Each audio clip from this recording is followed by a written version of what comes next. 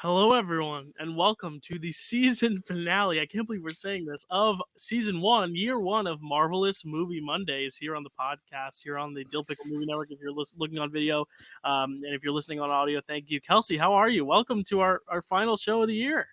I'm doing good, Dill. Might I say Merry Christmas? I know it's the day after, but Happy holiday, happy life day, happy Kwanzaa, whatever you celebrate this year, and happy New Year because you'll be getting this a few days before the new year. But we will not be yes, podcasting for the rest that of is the year and for a little bit of January. So like this is like a definitive break before some much needed relaxation and time off. I feel like every week there's just been something that's just like I mean Marvel has been just put them out like John and Kate plus 8. Remember that show? So oh my god, that is an old reference to be Yeah, to be I'll say making. cheaper by the dozen. That's an even older one. How are you though? Like everything's good. Your holiday season was great. Yeah. Fun fact, actually, sad fact about me. I just got over having COVID. Oh, I did not even know you had COVID, and we were at a movie theater together a week ago. So that's very reassuring to know. No, it's fine. Okay, well, How are I you? How didn't are you have it feeling? How are at you the feeling? movie theater. I was gonna say, how are you feeling? Dill, the day we went to the movies, I tested negative. No, I know. I know. I'm just messing with you. Okay, I'm actually well, asking seriously now. Are you okay? How are you feeling? I didn't know this, so like this is first news to me, and I don't want you to have to podcast for an hour or an hour and a half because we're doing 2 whole episodes plus all the year end I wrap up know. stuff. So, No, I'm um, doing good. Honestly, yeah. our last episode that we did on Spider-Man was I was feeling a little worse because I had a Wow. sore throat that day. That's why I got Interesting. tested.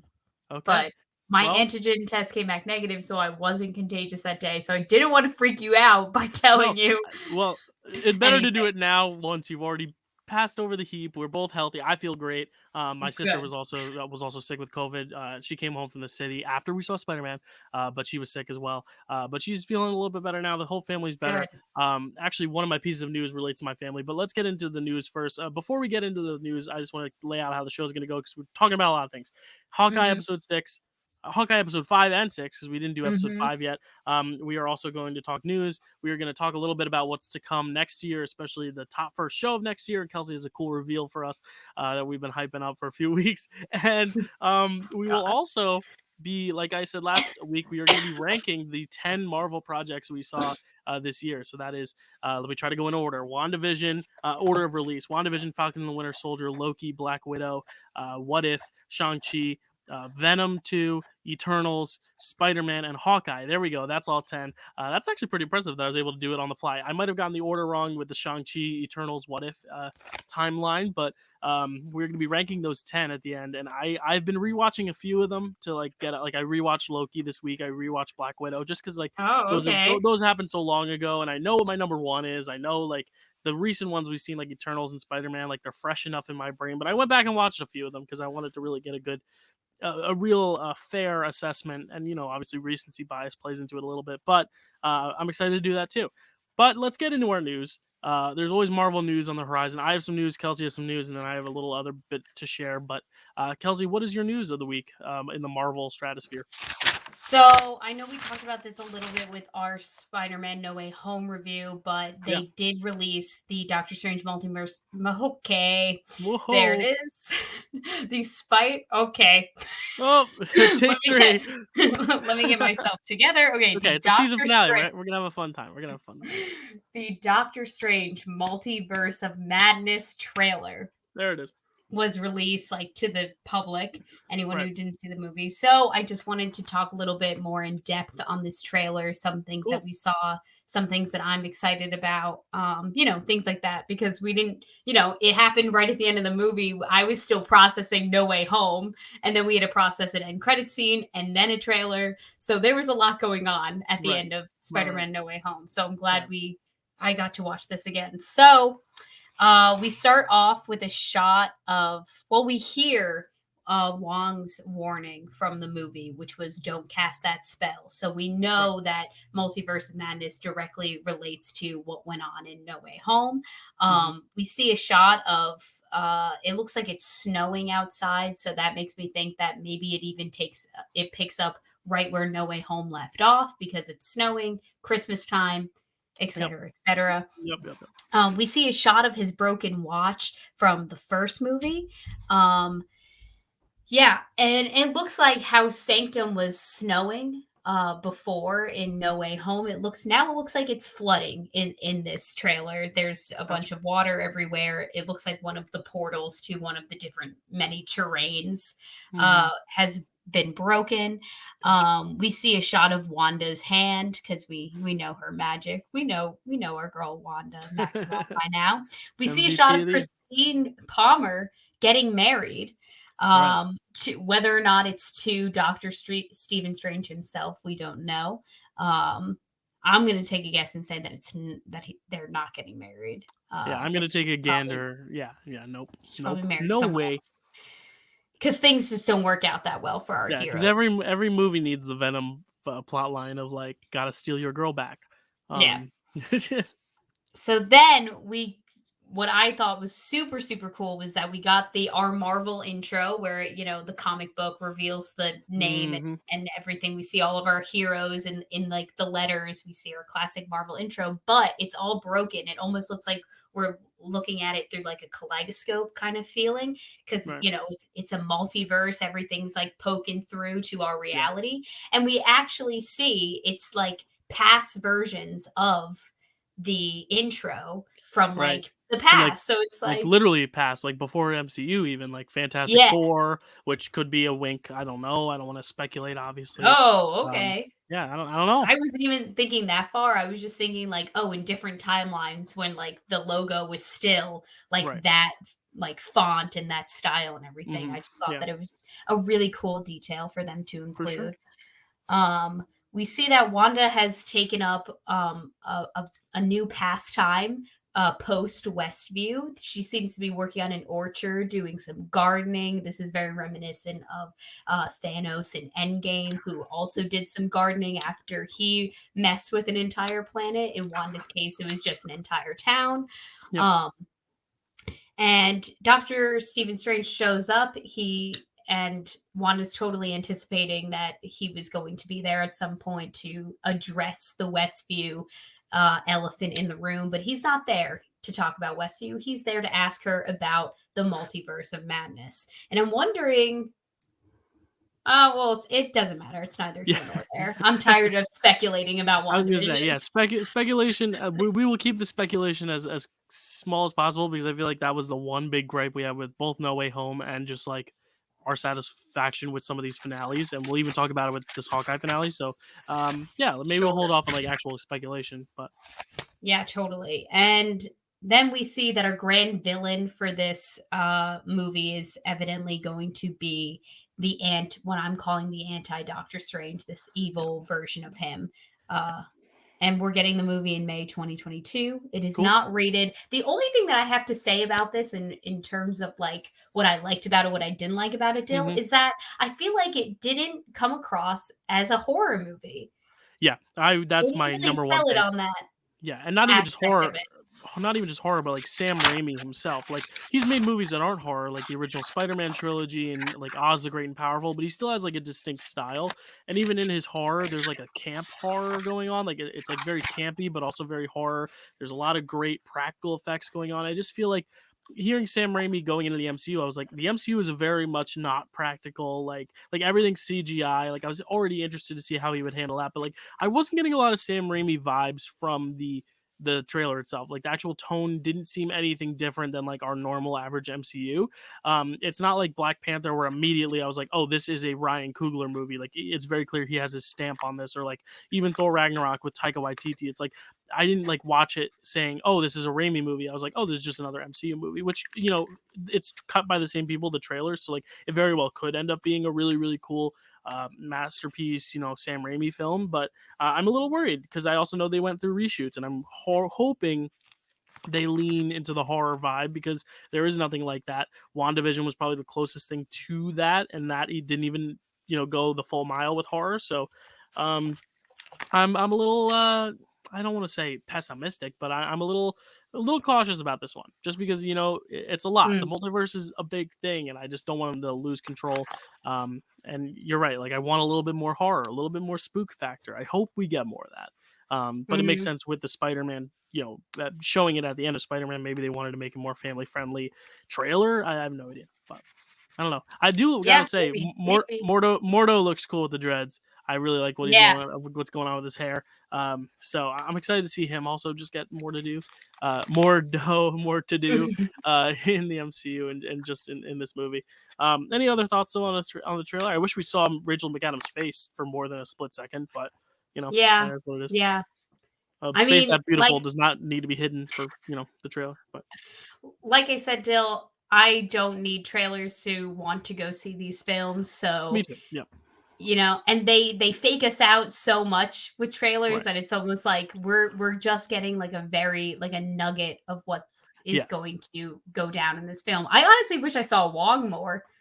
He's like Yeah, one of me my too. Well, favorites. because he's also well, I don't want to say anything because Spider-Man spoilers, but like he has a bigger role than I think we all Sure. expected. So, Yeah. I will say though, like Yeah. some trailers are very misleading. I mean, Scooby Doo this crap was like the worst line in that trailer, and Scooby Doo the shit in the context of the movie makes more sense. So, just changing one word, one curse word, I guess can do it. Oh, there it is. There's the mic.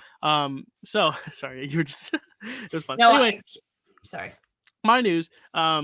overall, yeah, Tell like the us. trailer, but my news before I get to this little thing that I've been like talking about, Spider-Man, Sony just announced that they are going to run a Oscar campaign for Spider-Man, and not just for sound and visuals and all that, but they're running an actual best picture campaign for it, so that's pretty awesome. um Okay. Yes, which means it's because usually a big studio will say, "Well, these films aren't going to really get nominated for Best Picture. We'll campaign them in like the visual effects or the sound categories, but like that's all." Like Endgame, I don't think was, it might have been, but Disney doesn't really push their films too much for Best Picture stuff. They obviously did for Black Panther, and it worked really well. But a lot of people were wondering if Sony would do the same for Spider-Man because it's not Disney, so you don't have that extra push. And Sony decided they were gonna push Spider-Man. They're gonna try to get it a Best Picture nomination. They're gonna campaign their asses off. I think it's a little late to be starting a campaign considering nominations are the beginning of February, so you only have like a month. But it's Mm. a huge movie. It's making a lot of money. It crossed Mhm. $1 billion this weekend. So, that's huge. We haven't seen a movie Wow. like that since Endgame. Like, I don't even think the last Star Wars hit that. So, it's obviously got the box office. If it's getting the word of mouth, if it's getting the good reviews, if it's getting the hype, maybe it'll end up being an Oscar nominee for Best Picture, which will be crazy. I can already see it getting into like maybe a sound category, maybe visual effects, even though, I'm much more of a practical effect versus CGI guy anyway, but like it Mhm. could very well get into those categories. So, but big Best Picture, I mean, that'd be huge. I don't see it happening only because I feel like you need so many other films to make the film as impactful as it is. Like you can't just Mhm. go in having never seen a Spider-Man movie, whereas like Black Panther, I feel like you could kind of just go into it blind, having never seen a superhero movie and still gotten something from it. But it'll be interesting to see if the campaign works because if Spider-Man No Way Home is a Oscar nominee, that's definitely going to bring a lot of viewers to the Oscars, which is going to be big. So um, Yeah. Yeah. That's I don't know. true. Thoughts on that, Kels? Do you think it, it should or well? I mean, I don't want to spoil your ranking at the end of the show, but like, do you see this being like an actual contender for Best Picture, I honestly don't know. I haven't seen a lot. I feel like I haven't seen a lot of movies that are in the like running this Oscar year bait? Yeah, for. yeah, Yeah. Although I yeah. did just watch, you know what I watched yesterday, Dill? What do you Don't watch? Look Up. Did you like it? Did you see it? I Did you saw watch it. it? I saw it, and I did not like it. You didn't like it? I thought it was No, cool. I thought it was a very interesting message that they made very clear in the first 40 minutes and then needed to drag out for 2 more hours and keep hammering us over the head with. Yeah, politicians Okay. suck, the press sucks, the public sucks, the media sucks, and we're all doomed. And it was very much like they just kind of kept saying that over and over and over again. I was like, okay, like I get the point. The acting was great though. I like the acting. Jonah The Hill was acting was awesome. the God, Jonah Hill was irritating. Exactly. Honestly, I honestly really enjoyed Leo. I Yeah, really it was a enjoyed very his different performance in performance. this Yeah. movie. I really liked the editing style. I thought that it was cool that Okay. Yeah. like he would jump around a lot and go back See to that different sets. I think that's like a you gotta like Adam McKay style, and you obviously do. I don't like that style, and that's just me. I Okay, think that's just a matter of taste. So I think yeah, it's sure. very jarring, very all over the place. Like people are mid Yeah, conversation, they're "Choop," and then it'll cut, or yeah. mid song. That No, fucking I song was so good, but oh yeah, yeah. It was a little on the nose though, that song, but I Right. Yeah. think that was the I point. yeah. I think the on the nose thing. People are saying they don't like it because it's so on the nose. I don't think that's a fair critique because like it's very clear it's meant to be on the nose. It just seemed like Mm. they were just kind of recycling the same message over and over. But like, yeah, that's another film that could get on Best Picture too. So between that and Spider Man, I mean, who do you think wins? Probably Don't Look Up. Yeah. I No, I don't think know. that's the I more feel Oscar-y like film. I I don't know. I have the same concerns that you do, Dill, where it's like I'm thinking about like the Academy watching Spider-Man No Way Home and Yeah, trying I to don't see it. appreciate it for what it is out of context from the other Spider-Man movies and Yeah. the MCU, and I just Mhm. don't see them vibing with it as much as we did. Like obviously it was exciting to us and exciting to like a lot of fans that, like someone Yeah. we know grew Yeah. up with the Sam Raimi films, like Yeah. Sam Raimi Spider-Man films, the Andrew Garfield films, and now like the MCU. Yeah. It's like obviously it's so exciting to those people, but yeah, Yeah. outside of context, I don't think I don't see people it would being go yeah. crazy for it. Yeah, I think it's cool that they're running a campaign. They're gonna try, but I don't see it paying off. We'll see. I'd like to be proven wrong because it's just cool to get like a different movie in the lineup, something that's Sure. unique. Like, Yeah, you know. totally. Anyway, I'm I not was saying talking. I'm definitely fighting for it. Like it'd be Yeah, no, like, fun. yeah, it'd be fun. Anyway, I got this gift from my brother for Christmas. It's like he went Okay. to this convention and like they were giving out these little cups that have like 3 buttons, 5 stickers, and 1 keychain. They're all Marvel things. And he goes, "Open it up." And I said, "Why don't I wait till the podcast? I'll open it up on the podcast and just see what stickers we have." There's a Groot on the outside, so like Groot is on the cup itself. But I see you. I've not opened this cup yet. I figured it'd be a fun thing to do. So let's start with the stickers. We're getting 5 stickers. So oh, Deadpool. I got a little Deadpool. That's cute. My brother That's said cute. Deadpool was actually pretty rare, so I'm actually kind of excited about that. He said Wow. Deadpool and Spider-Man were like the 2 rare ones. So there you go. Oh, there's our girl Captain Marvel. Cool. Nice. Cool. Okay, this is oh my god, Nakia. I think this is Nakia, or is it? Yeah, No, that's Shuri. that is Shuri. Okay, That is I Shuri. wasn't sure because of the costume. And then oh T'Challa himself. There's Black Panther. Mhm. Love it. Nice. Rest in peace. And Okoye. So I got the little Black Panther trio there. It's pretty cool. That's Um, awesome. let's see this keychain. Oh, it's a little Groot keychain. That's pretty cool. Aw, I love Very cute. him. I like this. Like this is a fun little gift because it's here are the buttons. It's a gift Okay, that keeps on giving. a Deadpool button. Very much like that Nice. one. That's That's cool. cool. A Black Panther button. Yeah, that's harder to see with Cool. the light. And then, ooh, is this Mantis? Ooh, I actually like that one too. Ooh. So yeah, thanks, Jake. That was a fun little gift. Yeah, some nice little buttons, a nice keychain, some stickers. I also got a Yeah, new T-shirt for Christmas. It's there a you go. WandaVision T-shirt. There So you I've go. added it to my rotation of T-shirts that I wear Very cool. I on this got some new ones. podcast. I got some new ones too. This was made by my friend Rachel. I'm sporting it here. The 3 Spider-Man meme. It has nothing to do with No Way Home. Don't worry. But yeah. But there's a plethora of T-shirts I got for Marvel, so I'm excited to wear them as the weeks go on. Even though we won't be here next week because we're on a break. Just like Ross and Rachel. So get it, get it. Yes. Anyway, let's get into Can I these episodes. We're already 18 can I minutes in. rant What are about we gonna say? something real Oh real boy, fast you're still? gonna rant about I Ross. just no, Okay, no. because I'm the Ross to your Monica. That would really hurt my feelings. Absolutely not. I would never come for Ross like that. I agree with him. I think they were on a break. Yeah, Even Jennifer Aniston herself has been like, yeah, they were on a break. yeah, no, yeah, they So were. I don't They were know. broken up. He They can do whatever he they wants. were fully. Mm, So I cannot believe. I mean, I knew like the spoilers and like the No Way Home talk and like memes and everything was like gonna be bad, especially like on TikTok. But the yeah. amount of times I see Oh like my god. actual footage from the movie that people are filming like in theaters, like that's illegal. Yeah, I, we won't I spoil anything, but like honestly, if you've been on TikTok and you have not seen any spoilers and you haven't seen the movie, good on you because they're everywhere. They are you're a everywhere. warrior among people. And they don't give warnings. It's just like literally you'll swipe and it'll just be like, boom, there's a cameo you didn't know, and it's like, what are you doing? It's like, Everything too, why are not you just like filming? yeah, Why awful. are you filming the movie in the movie? Like that's so dumb. Like don't do that. It's like if you're not an AMC member, you pay so much money to see those things. Like, why are you wasting your money staring at your phone? Stare at the fucking Yeah. screen. Sorry, I'm cursing, but like Yeah, No, it's it's whatever. It's an okay. explicit podcast. Stare at the fucking screen. You paid to see this movie. You know, you Yeah. don't have the luxury of like just strolling in. Oh, I'm just gonna videotape. Like you paid money for this. Like watch the fucking movie. Ugh, it's like when It's people just go to something like that's really upset me yeah, because I'm it's like, like yeah. Anyway, let's get into these anyway, 2 episodes. Yeah, let's because get we into still these got episodes. we got 2 whole episodes and a ranking to hit Yeah, on. we It's do. gonna be a little bit of a longer episode, but we don't care.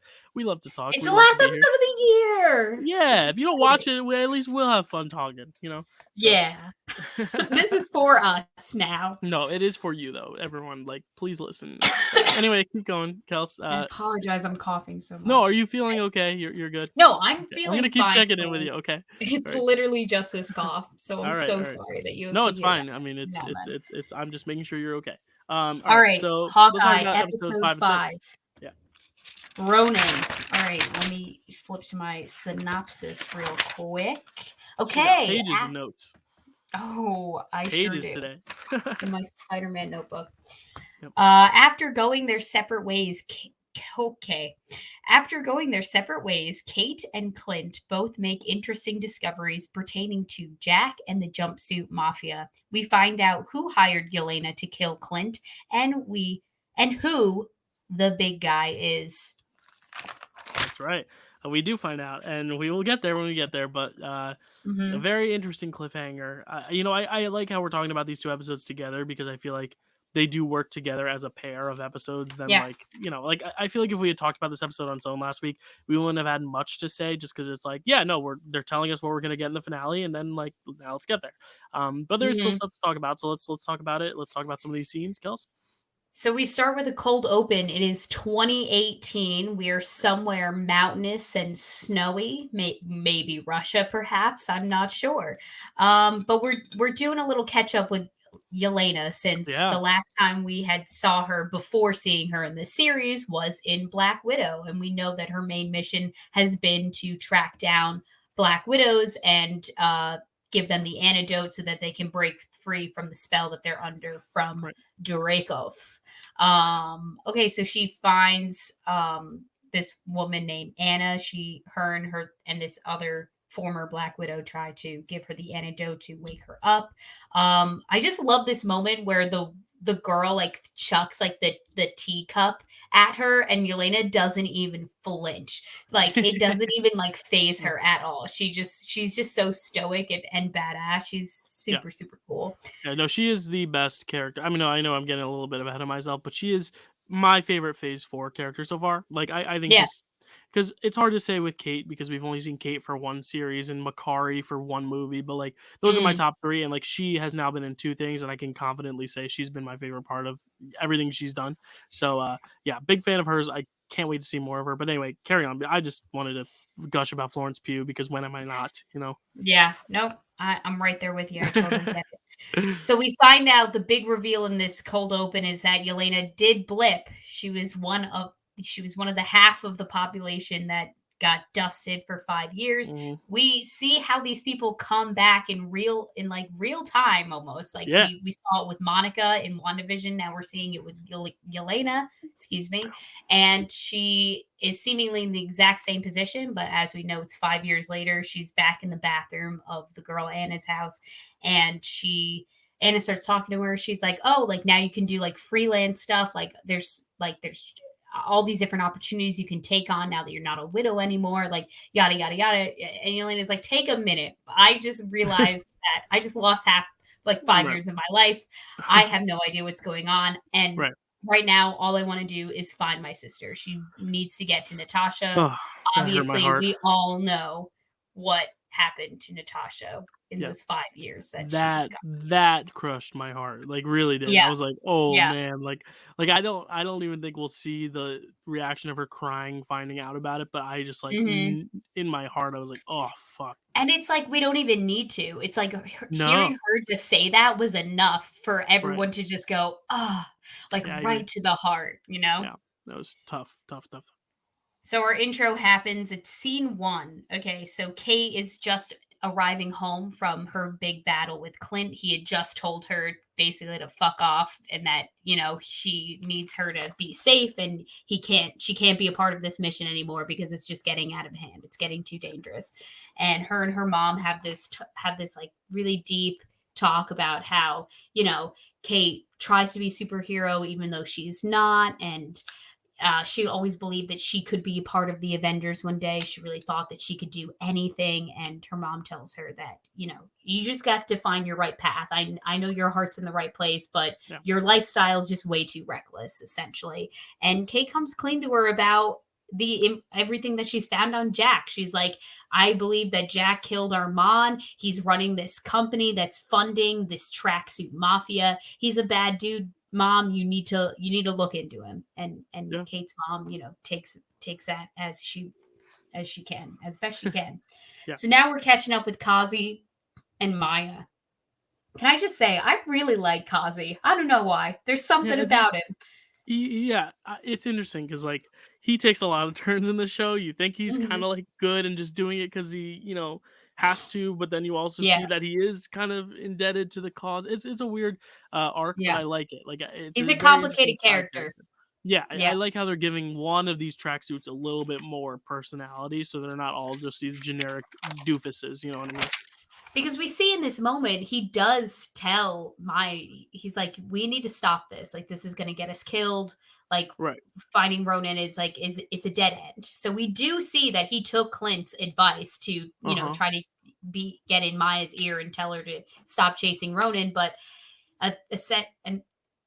evidently he says, fine, I'll finish helping you hunt down Ronan. But then after that, we're done. We just have to do what we're told, essentially. No more road missions for us. And I still don't understand the relationship. Are they siblings or are they cousins? Who? What's his name? Kazi and Maya. I would like to believe they are I don't know. Because it's not his dad that died, too. No, it's not. Okay. No, or otherwise they would have had some exchange. It's got to be a cousin or even just like a friend. I don't even know if they're related. Are they? Well, they refer to their uncle. It's their collective uncle. Yeah, but I wonder if it's like uncle, like not by blood. You know what I mean? Like you're when I have kids, you're gonna be Aunt Kelsey, but like you're not my actual sister. But like, yeah, see, there we go. Charming Christmas moments. No, but like that's what I'm saying. Like my close friends will be like Aunt Kelsey, my friend Uncle Zach. But they're not actual blood. Okay. You know what I mean? Like maybe he's just like the uncle to the mafia. Yeah, he's everyone's uncle. Yeah. That's what I'm leaning toward, but I don't know. Okay. So now we're back at Kate's burnt down apartment that she still has just like not done anything about since burning down. And we see that Yelena's been waiting for her. She's like, I made mac and cheese. You took too long. I got hungry. I came here to talk. And Kate is very skeptical of this person, Yelena, being that she broke into her apartment and she was just trying to kill her and Clint a second ago, so she doesn't know what to make of this person in her apartment. But Yelena, says that, hey, if I wanted to kill you, you'd be dead by now. So just talk to me because obviously I'm not here to kill you. Right. Kate agrees to talk to her. We see Clint. We cut really quickly to Clint going to Grills's apartment to find somewhere to rest up from his big battle. And we're right back at Kate's apartment. So Kate's like, what do you want? What are we doing here? And Yelena's like, oh my God, it is my first time in New York. I've been wanting to see all these different places, but I know you grew up here, so I know that you know where I should be actually sightseeing. She just wants sightseeing advice. She's so funny. She really balances the like funny, like, oh, I'm a regular person, I'm having conversations, and also like I could kill you any minute. Like it's really a interesting balance. It shows a great menace and power, but also like a relatability. I love that character. Again, that's number 2. Take a shot every time I say it because I love that character so much. This was definitely my favorite scene in this whole episode. Was this? Oh yeah. Exchange. What? That is crazy. It's already a TikTok sound. Yeah. What? That is crazy. Whoa. Yeah, she's so funny. Yelena reveals that she knows a lot about Kate Bishop, as she refers to her as throughout this entire series. She says she's a senior in college, so we now know that she's either like 20 or 21. Right. Still too old for Peter Parker. She has a Yeah, true. 3.8. She's a 3.8 GPA, so she's a smarty pants. We should have seen that coming. She seems to be an overachiever in everything that she Nice. does. And that she's a double major. So I wonder what she's double majoring in. How fun for Kate Bishop, but we don't get to know because Kate does cut her off and is like, "So what do you really want from me?" And Yelena says like, Yeah. "Oh, like I'm just so casually." She's like, "No, I'm here to kill Clint. Like that is my mission." And Kate, she tries to defend Clint as best she can. She says him killing Natasha doesn't make any sense. They were friends. He's a great guy. He protects me. Yeah. He looks out for me. Yelena's Mhm. like, no, he just looks out for himself, for his reputation. Like this has nothing to do with you. And Kate says something really interesting to Yelena that I think comes back in later in the at the end of this episode. She says, Right. I think you should be asking, who hired you, who like fed all this information to you that Clint is a bad guy, because clearly you don't know Clint, and neither does the person who hired you, because they wouldn't be asking you to to kill this man. Yeah. And Yelena may or may not takes Kate up on her advice. Stay tuned. We'll stay tuned for like 10 minutes later. So then we cut back to Kate going back to her mom's house, and Jack is getting arrested, and he's being quite smug about it. He's not taking it very seriously at all. I can't get a read on either of them in this moment. Eleanor is there. She's watching Jack get arrested. He's very cool, calm, and collected about it. He's like, "Oh, I'll be out by the Christmas party. See you there." Yeah, this show did a good job of like making us feel like, are they in on it? What is their deal? Do they know each other's deal? What is Jack's deal? And I we'll talk about the payoff later, but like it's very interesting what direction they take it. And I gotta say, I called it. But yeah. Anyway. And you do. You're being so modest and humble about it. So then we cut to a heartbreaking scene where Clint goes to visit the plaque for the Battle of New York, where he takes this moment to talk to Natasha, and he basically says like, you were always a stubborn one. You were always the one who had to win, and you did that. You did this all for stupid Orange Rock, and there's like, I'm still mad at you for it, but I have to come to terms with the fact that I have to forgive you. I have to forgive myself. Your sister has to forgive me, but I don't know that that's coming yet. And he ends his little monologue with, "And I need you to forgive me for what I'm about to do." So we know that shit is about to go down. Yeah. We have this one scene where I knew I was going to do that. I was going to keep combining their names the entire time and say like Clay or something. I don't even know. Or no, never mind. Yeah, no, don't even go there, because I've almost said that so many times. I'm tripping up over the double K's, sounds happening here. Okay, I got it. There's a scene where Kate calls Clint a lot. She's leaving him a lot of voicemails. Okay. And then we see a shot of two of the tracksuit mafia guys in their little truck. An arrow gets shot through the windshield, and there's a little message on this trick arrow, and it says, it's a message to Maya, and it says, "Meet me where you first met Ronan." So we know that we're going back to the Fat Man auto shop, auto body shop, or whatever it is. Clint first has a moment where he updates his wife on what's been going on. He says he's going to end this before the big guy gets involved. So we're still in the dark about who this big guy might be, but oh, come on. Were we really in the dark? Like, I mean, it just know. became so obvious by the time like, that's one of the things about this episode. I'm like, they made it so obvious. The big guy, big fat man's auto shop, like all right. uncle who we can't see the face, but laugh sounds exactly like Vincent D'Onofrio. Is like, all right, okay. So we're at the car dealership. We're at the Fat Man car dealership, and Clint goes full Ronin. And honestly, Dill, I was into it. I was like, yeah, he's a talented guy. He's a good spy. He's a good swordsman. Like it was great. I really liked it because you know what? I dislike how Clint is kind of like in a gray area. It feels like Okay. his character has always been in a gray area. It's like Yeah. he's not the funny one, he's not the cute one, he's not the morally righteous one. He's just there. So I love it when he like picks a side and like does something crazy. Commits. Like Yeah. yes, just like commit to either side. That's why I think him becoming Ronin was like the most interesting thing that happened to his Yeah. character Well, I was because watching some clips back to this week, just getting ready for trivia and stuff, and being like, watching some clips, and my mom goes, Hawkeye looks kind of old. And this was like Age of Ultron. Like I was like, he is like, because even like Iron Man, he's older, but he carries himself a lot more younger. Like fits better, I think. Like Hawkeye always sure. came across as like kind of the dad of the group, but like not like a moral compass dad, like a Nick Fury, but like literally like this dad who's just tagging along with them. Yeah. And I don't mean that in a mean way, but like he's never been like a standout character, and that's It's why I not said Jeremy Renner's fault. It's like no, when they wrote him no, way back in 2012, like they just like did not put any sort of yeah, personality attached yeah. to the character of Hawkeye. Yeah, And and I I think will it's admit because it carries well, over a little bit just in terms of his energy. Like I still left this series, and we'll talk about it when we finish this whole recap, but I left this series much more into a lot of the other characters than Clint himself.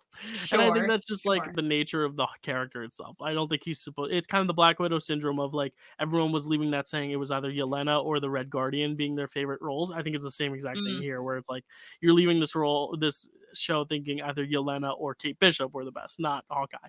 No one's sure. leaving this being like, "Oh my god, Clint though." You know, you know what I mean?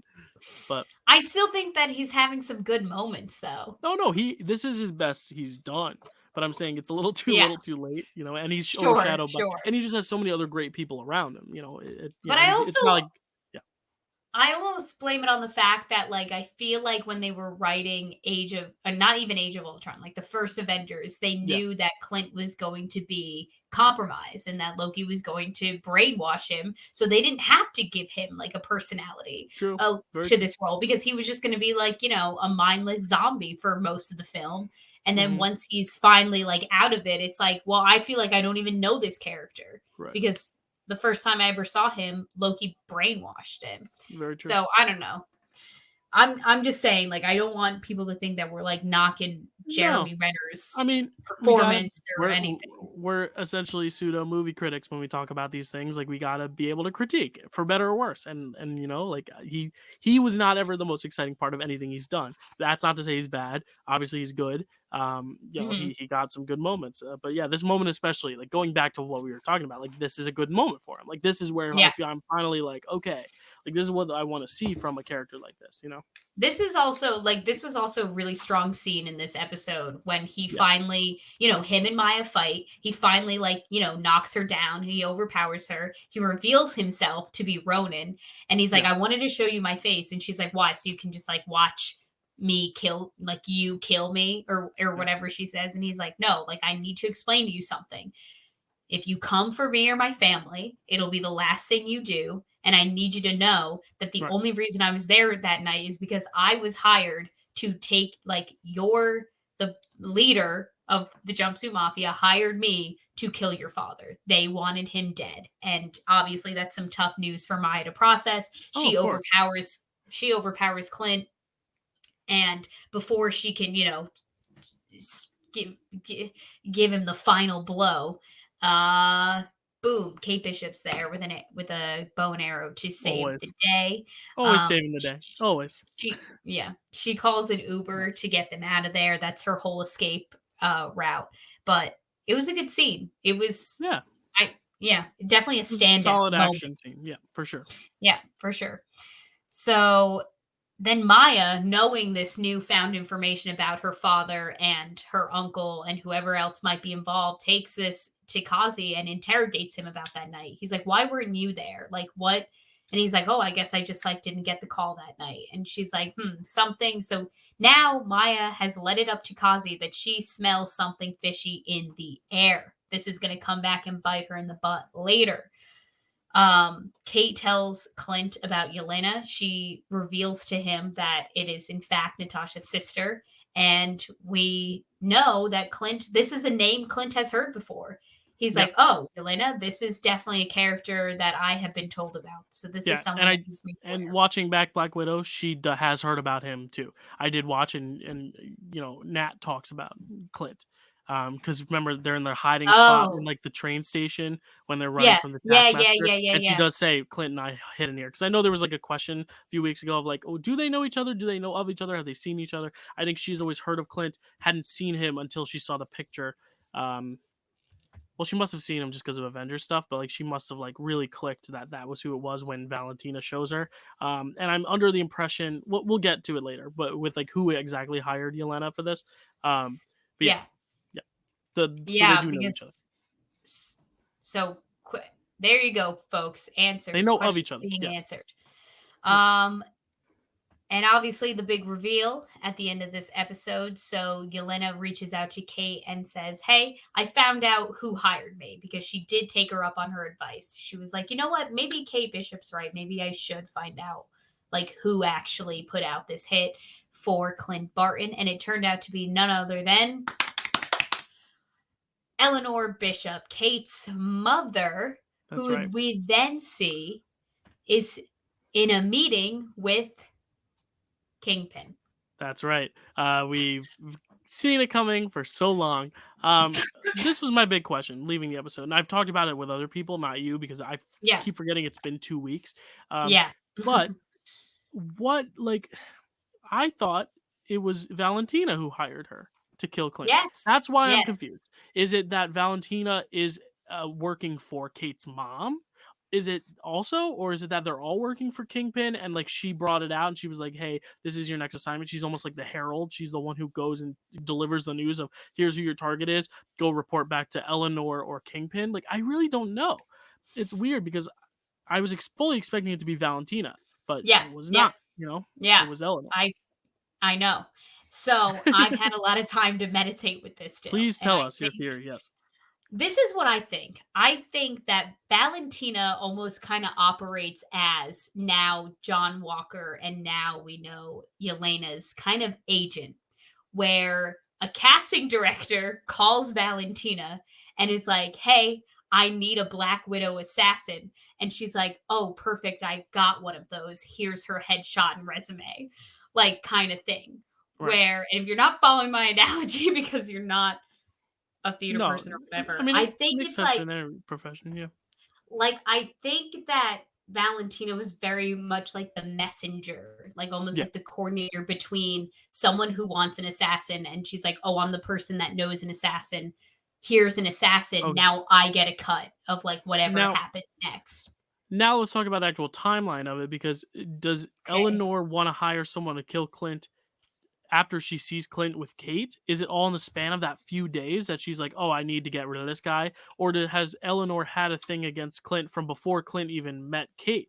Because when Well, yeah, it's weird to me. Like, has she always just wanted Clint before he even met Kate? Is it because she thinks he's a bad influence on Kate?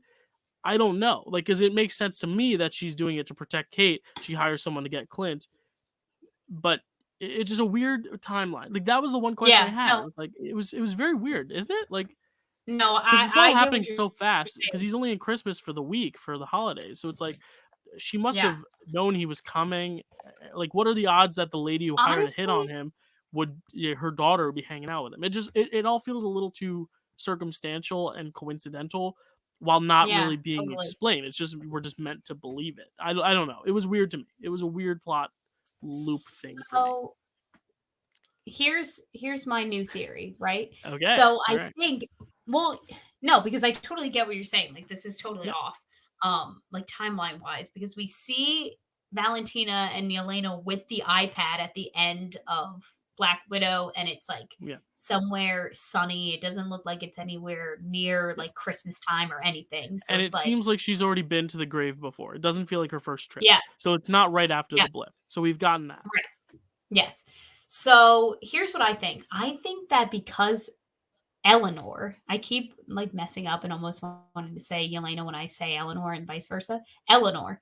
I think that because we know because of the conversation that at the beginning of the next episode that her and Kingpin have been having a business partner relationship for a while now. She's been paying off a debt that the husband owed since 2012 when the husband died. She's been paying off this debt. This is almost now a 10-year debt that she's been paying to Kingpin. So somewhere along the line, Kingpin could have just said to her at some point, all right, now we need to like go after each one of these Avengers because they keep messing with my business. Clint Barton is on the hit list. I need you to, take care of him. And then it could have been, a long time ago or whenever the same time that Black Widow was happening, let's just say for argument's sake, where Eleanor got in touch with Valentina to be like, I need a Black Widow assassin to take this person out. Yeah, that checks. So maybe Hawkeye was a target before he even met Kate, which makes it just such a coincidence that her daughter ends up hanging out with the guy that she's been targeting. Yeah, it's a little weird for me, but I can forgive it just because it's Maybe we'll get an explanation. Maybe on a later date. On I don't Yelena know. We'll date. Yelena date. All these names: Yelena, Eleanor, Yelenor, Clint, Kate. Yeah. I'm not gonna say it. Yeah, crazy. Let's transition to episode 6 though, because this kind of transitions into what happens next. The good news is that oh my god, this is crazy. The episode 6, like last this scene. Is crazy. Oh my god, what is going on? This is crazy. Okay, episode 6. So this is Christmas is the title of this episode. This is my very lame synopsis for it. Because it's hard to sum up everything that went down in this episode. I mean, it's every finale. It's a final battle. That's what it is. It is. It's our third act. It's Christmas Eve, and it's Clint and Kate's last chance to put a stop to Yelena and the Tracksuit Mafia before Christmas Day. There you go. Yeah, that race against the clock that I knew was coming. You got to get home by Christmas. So we open up with the conversation between Eleanor and Kingpin. We find out about the debt that she's been owing and that, she's kind of done. She's like, I paid this off in tenfold. I really don't want to be involved in this anymore. My duty to, I'm done doing the job. And he's like, well, I don't think you know how the mafia works because you don't just get to leave whenever you want. That is true. Not that I would know. Are you talking from experience still? I'm talking as an Italian who has ingested every mafia thing into my veins since I was a kid watching it all on TV. Once you're a made guy, you can't get out. You cannot get out. And I don't know if Eleanor's made in the mob yet, but she is well connected enough. I'll tell you it's for life. But she says, no, I don't need a minute to think about any of this. I'm done. I'm leaving. Goodbye. And Kingpin's like, well, this is just you're wrong. So you're not done. Kate starts. Okay, so naturally, because of the reveal between Eleanor having ties to Kingpin, Kate starts freaking out. She's like, you know what? This isn't your issue anymore. You can still get home to your family. I can deal with this. And Clint's like, no, I'm staying right here. You know why? Because you're my partner. And that's what we do. And it's just a beautiful moment. Just watching Kate hear that, she needed that in that moment. Yeah. So then we have a scene between Maya, Kingpin, and Kazi, where she also tries to not get out of the mafia, but she, is like, hey, I'm laying down my weapons here. I'm not going to hunt after Ronan anymore. This just isn't worth it. I need to move on. This isn't what my father would have wanted me to do. She's just feeding him a bunch of bullshit. So he gets off her case essentially. And we almost think that hopefully Kingpin believes her. She asks she's like, hey, I need a vacation. I'm going to take some days off if that's okay with you. Also didn't know that that's how the mafia works, but okay. I guess when it's your uncle, you can ask for some free time off, some personal days, if you will. And as soon as she leaves, we find out that Kingpin is seeing right through her lies. He knows that Maya's about to go rogue and that, this is another threat that they need to take care of. And he tells Kazi that this city needs to be reminded that it belongs to me. And this just made me think, I'm like, all of this is going down and I get why he's not there. But Peter Parker is the worst neighborhood Spider-Man in like the history of Spider-Man for him to just not even know that Kingpin Yeah. even exists. For Kingpin to Well, not even be on his radar. If this I city belongs to him, I'm like, where's Peter? Where's Peter Parks? Where is he? like I said on the Spider-Man No Way Home spoiler review, and I will not spoil the end of the movie because I have a theory on why he might not have been contacted to go fight. Just other reasons, but I can't spoil it. But I Right. don't know if I see where you're going with that. the actual rights will allow for him to be in this. I already said that, but then again, he's in the Avengers movie, so it's not just like a Spider-Man only deal. So I really don't know. My only other theory is that the they weren't sure exactly because of this COVID stuff when these shows were going to air. And, what if this had Sure. aired before Spider-Man? What if Spider-Man No Way Home, because of theaters and stuff, had been delayed? Like, what if the outbreak just caused a delay till February? Like it would have been awful to like spoil just some things that we find out at the end of Spider-Man, in Sure. this if it hadn't happened yet. That's my basic theory, but I'm it's like logistically, it makes no sense. I agree. thank you. Logistically, it makes no sense that he would just not show up when there's literal Because stuff going on. Like, this is your goal is to save the city and protect the city, your local neighborhood, friendly neighborhood. yeah, And this is the only big thing going on in the city right now. Like, everyone's going to see yeah. Broadway shows, seeing Rogers musical. Like, this is the action, and you're not there. He might have been Because seeing the like show. Who knows? this is Clint's vacation, and he's doing more for New York City than a full-time resident that is Peter Yeah. Parker. And Doctor I'm Strange just is throwing that out also there. there too, right? Like, he's in New That's York. also true. That's one of the things about Marvel that like sometimes I have to overlook just because it's like there are Avengers in the area. And like sometimes I hate when other Avengers step into other Avengers movies and overshadow it, but like it makes sense for them to all be in similar places at once. That's why it was like, let's just send Thor and Hulk up to space because it's a good way to just say, get rid of them for a little while and we'll figure out what's going on here and then we could get them later. Yeah, totally. It's so crazy. Yeah, Spidey, I come on, just man. I just had to I just had to rant about that real quick. No, I agree I with just you. thought I it was agree. funny. Yeah. I was like, where is he? Maybe we'll see him. Yeah. Not obviously in this series, but sometime soon. Yeah. So we have a Clint and Kate making trick arrows montage. Kate is labeling them as they're getting made. We see that there's labels for an airbag arrow, a freeze arrow, flash bomb arrow, and an icebreaker arrow. We also see that Clint has some arrowheads that have Stark written on them. So we see he's using some Stark tech that he's probably acquired throughout the years. How Yeah. fun for him. And, Kate gives this really nice monologue where she's like, excuse me. She starts with a cough and then she says, She clears her throat and she says, listen, you always inspired me because I don't know if you know this, but in 2012, aliens did invade this planet and I did watch it firsthand. And I just thought that it was so cool that you had no super soldier serum, you had no flying abilities, you had, nothing that special about you. This could turn into an SNL sketch, like really. Oh my God, what did I say? Sketch? An SNL sketch really quick. You're all over the place today because with your words, but it's okay. Listen, I'm trying my best here. I've It's got all right. a It's COVID it's a foggy it's a brain it's a right now. different type of situation. We're on a podcast. It's the season finale. We're covering 2 episodes and a ranking. Yeah, it's a difficult scenario. There's a lot on my mind right now, Jill. But you know what I'm saying? Like No, I she's know. like, you have nothing special about you. And Clint's just standing there like, ouch. It's like all the That's backhanded very compliments funny. at once. Like, I love you because you're Yeah, so plain and literally. boring and you're Uh, not like other girls. You're not special. you're You're not so you're so bland. Like you're there's just so nothing normal. special about you, but you're Isn't still that an from a Avenger. play? Isn't that from Yeah, a play we read in high school? Yeah, you're so normal looking. It's like, what? oh, Anyway, that's or yeah, regular. that's I don't know Stephen what. Gray. Yeah, yeah. Reasons to be pretty.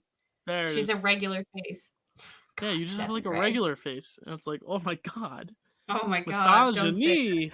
Yikes. Pro tip, gentlemen, don't Pro- say that your love interests have regular faces. That won't go yeah. over well. No, I will say every woman in the MCU does not have a regular face. They have a beautiful, stunning face. So if you're listening to this, we love you, MCU ladies and men and everyone else, and Groots and Rockets. You're all beautiful people. or trees or raccoons, please come on our podcast. We'll interview you. As if they're real characters. They're real people.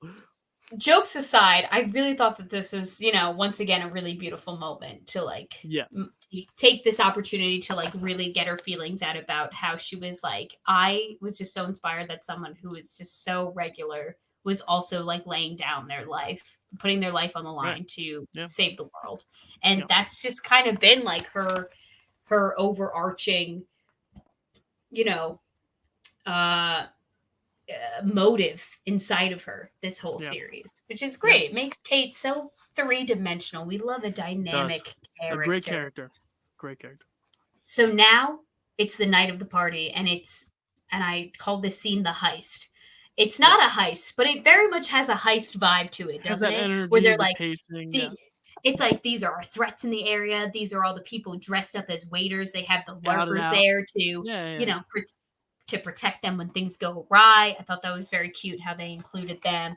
And I like how Clint has been teaching us along the way how to be a spy. I like how through him giving tips and tricks to Kate, it's also like informing us how a S.H.I.E.L.D. agent's mind works. You know what I mean? I thought that was a very cool layer to include in all of this. Sure. And lo and behold, Yelena is there as we expected, looking mighty fierce, I might say. She has this like dragon-esque braid cascading down her hair. She's wearing a green coat. Yeah, I was gonna say she's a stylish queen. I was gonna say you shouldn't really bring that up if you don't want to hear another rant from me about how much I love Florence Pugh. But anyway, keep going. I know you love Florence she Pugh. was wow. Ooh. Keep going. So Kate confronts her mom about Kingpin. She gets him once the shooting starts. She's like, listen, you need to come over here. You need to stay put. I'm trying to save your life because you're the reason why we're all in danger, because your business partner wants you dead. And she's like, oh my God, like I'm sorry that you know about this now, but everything I've done is to protect you, like whatever. And then Jack is there. He's out of jail because paid someone off, I guess, to get out of murder charges. Hello. But he's also there. He's got his fancy little sword with him. Clint has a funny moment where he says, okay, weird flex, but okay. I thought that it was funny. Some people thought it was a little cringy. And you know what? This is when I realized, Dill, I'm like, we're talking a lot about the dad, and we really never saw Brian D.R.C. James ever again. We thought we were going to get way more flashbacks with him, way more moments. We never saw him again. He was in the one episode. They gypped us. He dipped. They gypped us. That was sad. Anyway. It was a tease. Yeah, we did get some other Broadway performers, though, return, but we'll get there. We did. We'll get there. Eleanor and Jack just do not stay put. They do not heed Kate's advice. Kate spots Yelena, and they have a nice little fight in the elevator, which is very entertaining. Being that Kate is so inexperienced and Yelena is just so like practiced and trained that it's almost entertaining watching Yelena be like, well, this girl has no idea what she's doing, so therefore I don't even know what like her next move is going to be. Right. And so they have this cute little moment where Yelena accidentally rips Kate's dress off of her, but she is wearing her archery suit underneath.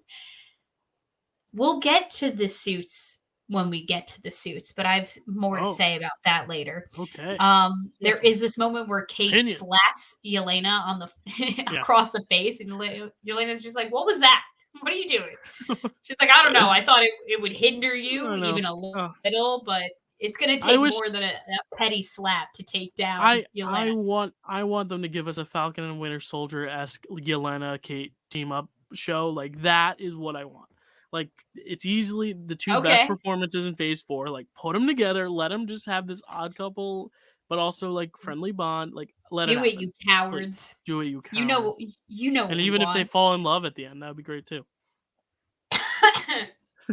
I could get behind that.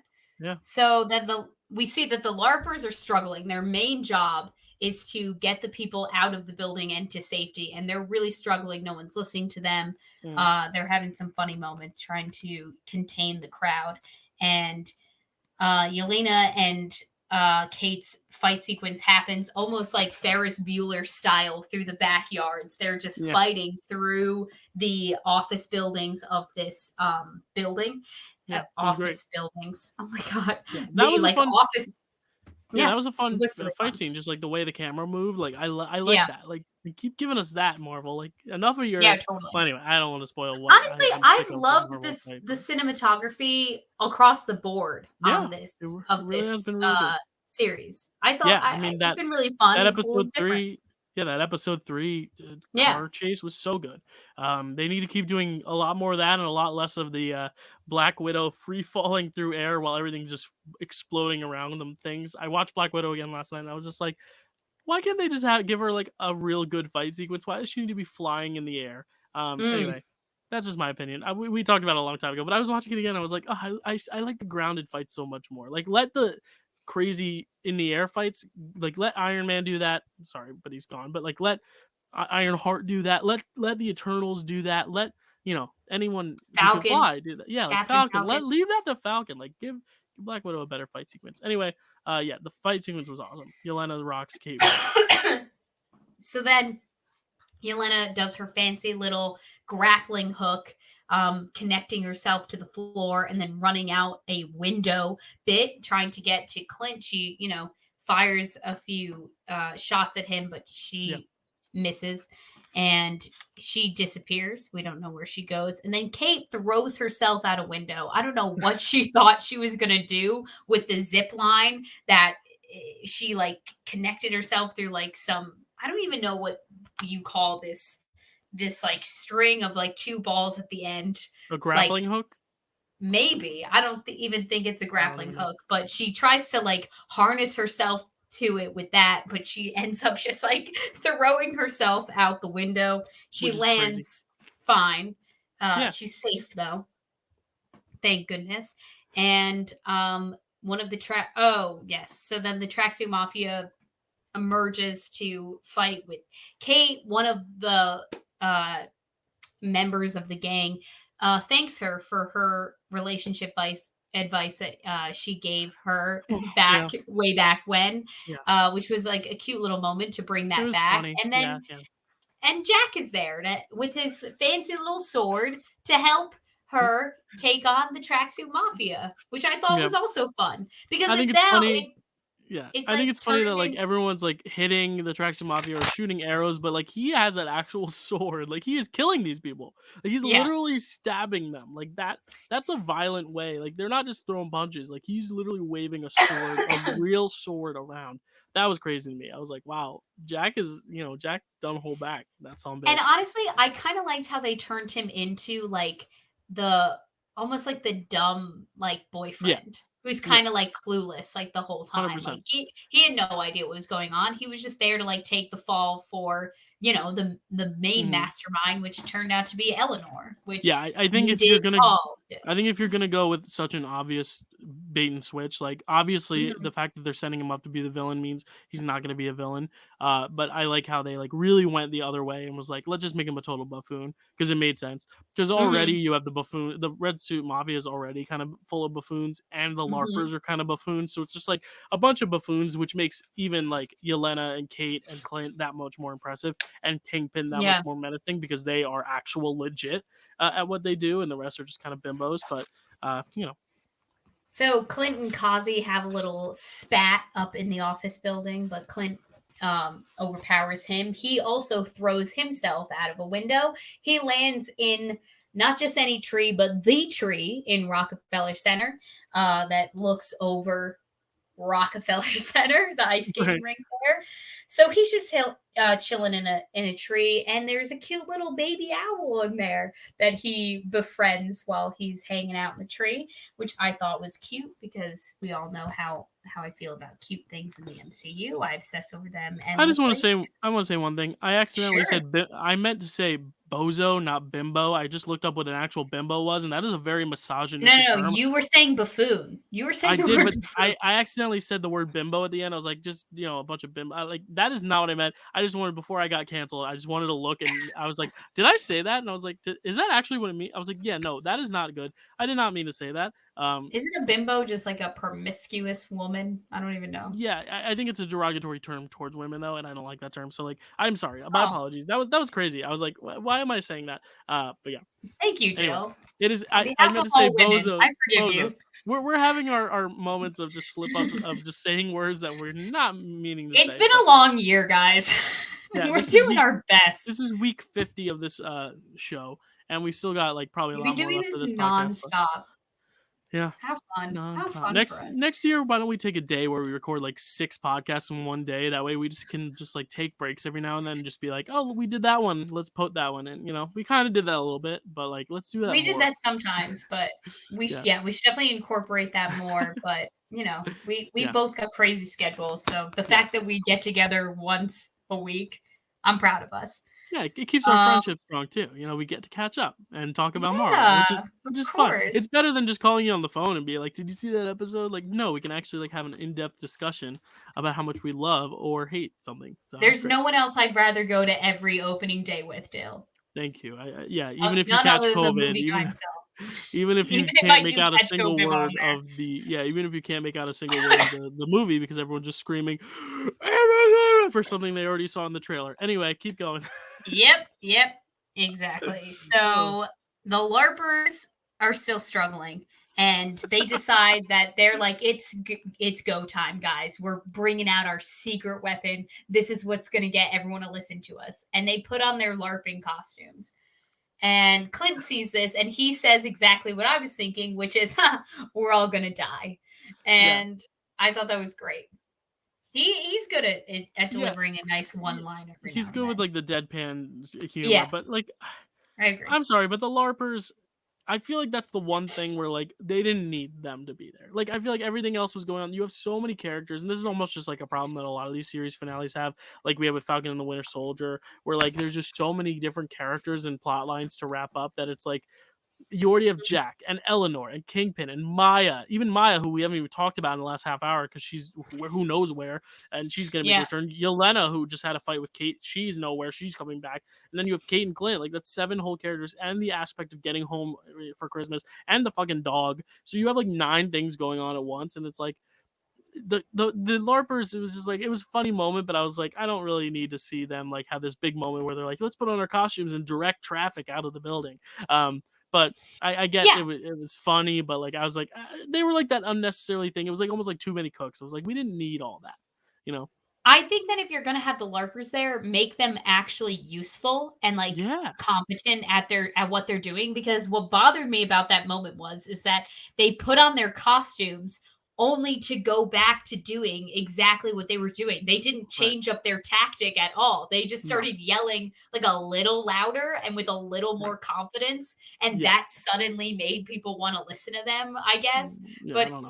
it wasn't like they put on their outfits and they started like fighting people. It's like they were like, all right, everyone this way. And it's like, no, that's what you were just doing. Like try something else now. I don't know. Right.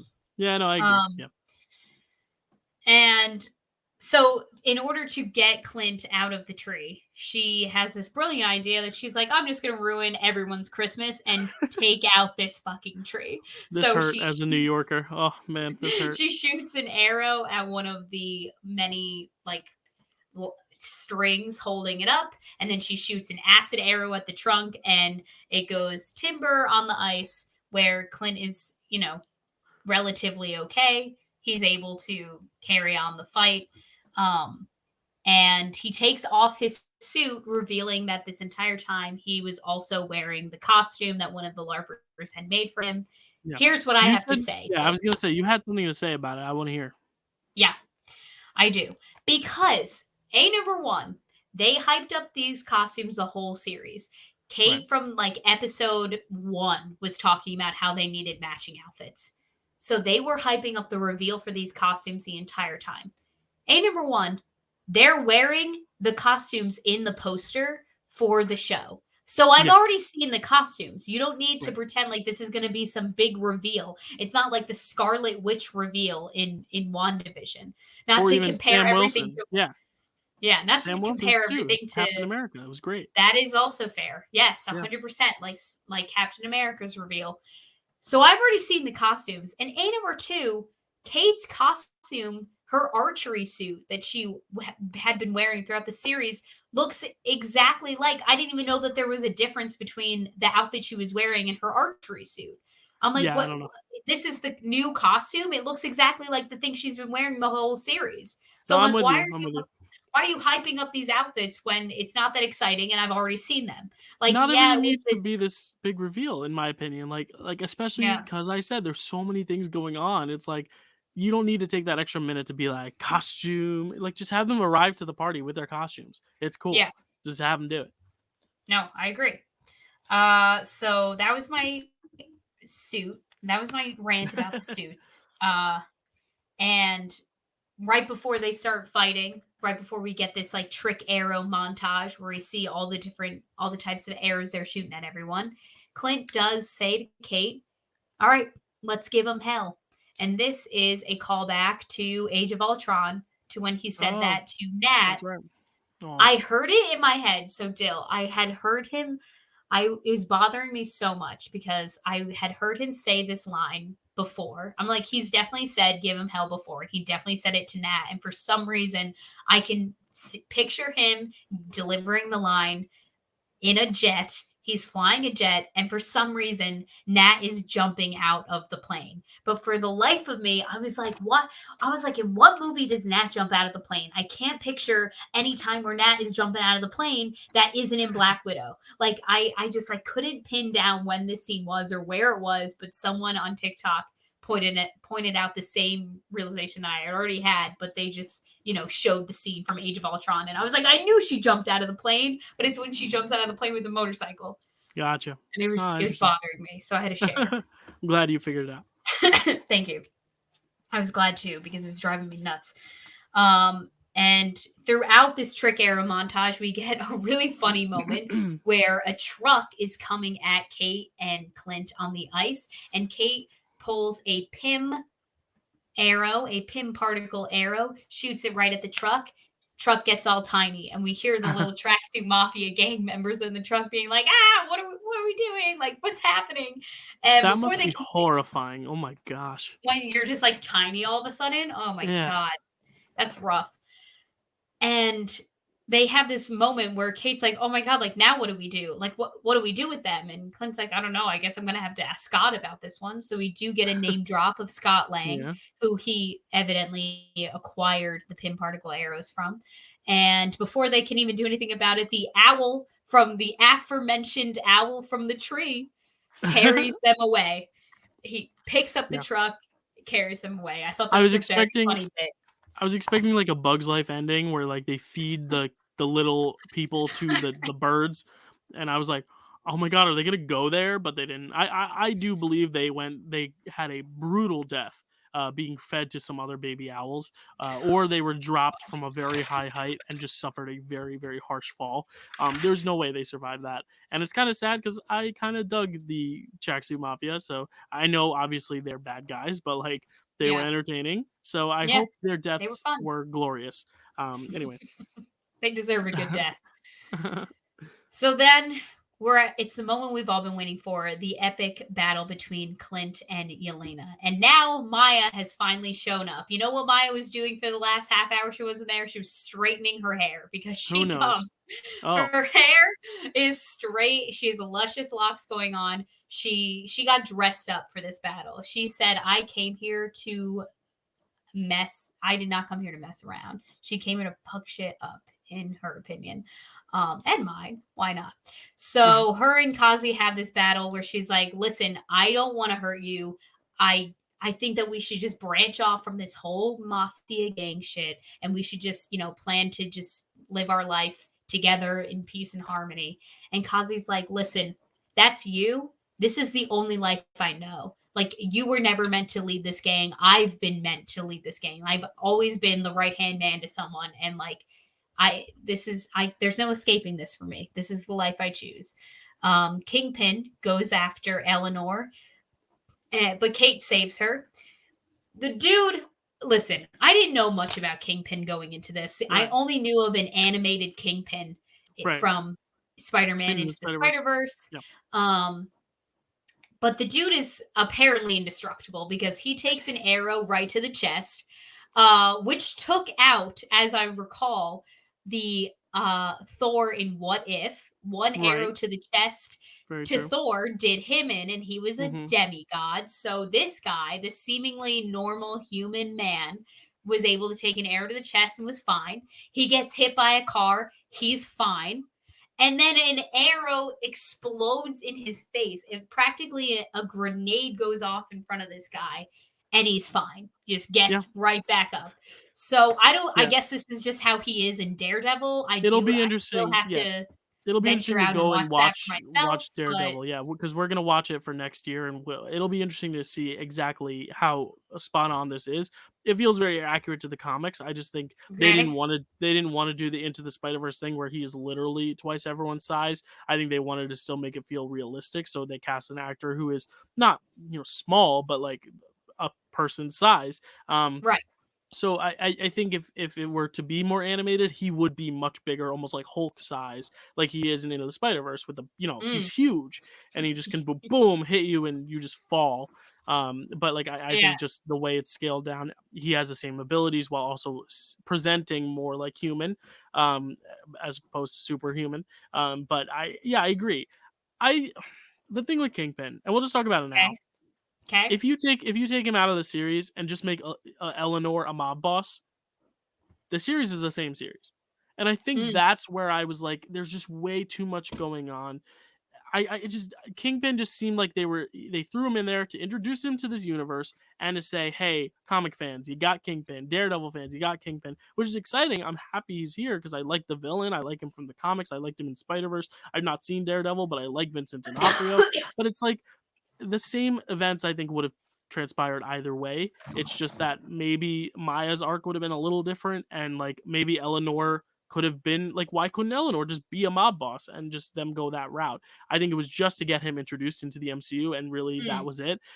Because this fight, I knew how it was kind of gonna go. I knew he wasn't gonna die because they weren't gonna kill him off this quick, but I also knew that Kate had to get away. So um, yeah, I don't know. Really? I wasn't a huge fan of the introduction of Kingpin, and I know so many people are excited about it, and I'm in the minority, but I was just like a little underwhelmed. I was like, it just seemed like it could have existed without Kingpin, and then like save him for another thing where he can be the main villain and like be the villain the whole time. Because that's another thing too. Sure.